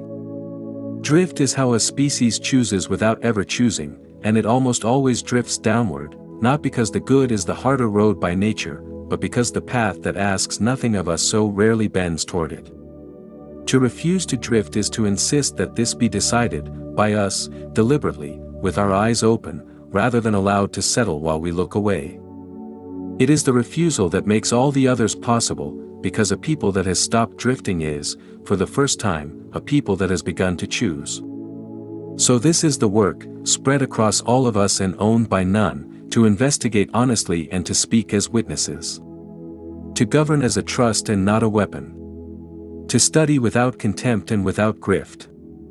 To prepare without capturing. And everywhere, at every scale, to refuse to drift. Chapter 26. Toward the Human Future. So let me close by describing, as honestly as I can, the civilization the good orientation would produce, not as a promise, since I am in no position to promise anything, but as a picture of what we would be choosing, if we chose well. I have to begin with what it is not, because the moment anyone describes a better world the careful reader grows suspicious, and is right to, having heard this song before from every movement that went on to build a prison. The civilization I mean is not a utopia. It is not the end of conflict, or suffering, or failure. Nor does it abolish the darker half of our nature, which is as real and durable as the better half. It would still contain cruelty. It would still produce its liars and its tyrants. It would still know tragedy, and disagreement, and the ordinary friction of people who do not see alike, and it would still struggle, and lose, and have to begin again. What would be different is not that evil had been removed from it but that the civilization had stopped being built around evil. Domination would no longer be enthroned in its institutions, admired in its heroes, or excused as strength. It would simply no longer sit at the center, deciding the shape of everything else. That difference is concrete, and it shows up first where it matters most, in institutions, because an institution is where an orientation either becomes real or stays a private sentiment. A civilization turning toward the good would be governed less and less by the marks of domination, and its institutions would bend, increasingly, toward the opposite things. Toward truth rather than the useful lie, toward restraint in the use of power rather than its endless maximizing, toward the dignity and the lived will of the person rather than their usefulness to whoever is strongest. It would not be a civilization that had achieved these things. Achievement is not the standard, and nothing human reaches it. It would be one that had decided to aim at them, and built its structures to keep aiming even when the people inside them faltered. That is the whole difference between such a world and ours. Not that it is pure, but that it has chosen a direction and made its institutions serve it. Where we still mostly let ours serve whatever happens, in the moment, to be the strongest force in the room. It would be known as much by what it refused as by what it sought, and 3 refusals matter beyond the rest. It would refuse the worship of power. It would stop admiring strength merely for being strong, and would measure greatness by what power is turned toward rather than how much of it has been amassed. It would refuse to treat its own technology as morally neutral. Not from a fear of technology, but because a tool is never only a tool, it does something to the wills and lives it touches. A civilization grown wise would hold its inventions answerable to exactly that, rather than letting the question be settled, quietly and after the fact, by whatever has already been built. And it would refuse to meet what lies beyond us as spectacle, as conquest, or as a possession to be seized first, and would receive it instead as a responsibility laid on the entire species and carried with care. None of these is a utopian ornament. They are the minimum sobriety of a civilization that has understood what this book has been trying to say, and their absence is most of what is wrong with ours. And it would hold a balance we have mostly failed to hold, between 2 goods that each turn evil when chased alone. It would have unity without collapsing into the false unity that manufactures togetherness by crushing every difference. And it would have freedom without dissolving into the chaos that mistakes the mere absence of restraint for liberty. Order bought at the price of tyranny, and freedom decayed into anarchy, have been the recurring tragedy of our political life, each forever summoned as the cure for the other. A civilization oriented toward the good would finally refuse that bargain, because it would see what the bargain hides. That real unity and real freedom are not enemies at all. Both are ways of honoring the lived will, the same respect shown by a people holding together and by a single person standing on their own. That is the nearer picture, the one we could begin building now.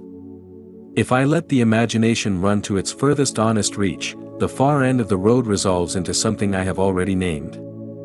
A civilization that held to the good across a very long time, that kept choosing restraint over domination and the protection of conscious life over its use, would slowly grow toward what this book has called the guardian, into that orientation, power grown immense and governed wholly by love, intelligence grown vast and governed wholly by restraint.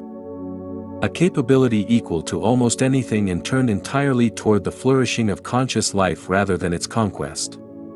The future I mean is humanity growing, by its own free and lived will, toward the kind of mature goodness the figure embodies. It was never an alien destiny. It is only the grown form of a seed we are holding right now, in this fragile and still undecided moment, and that destiny is ours.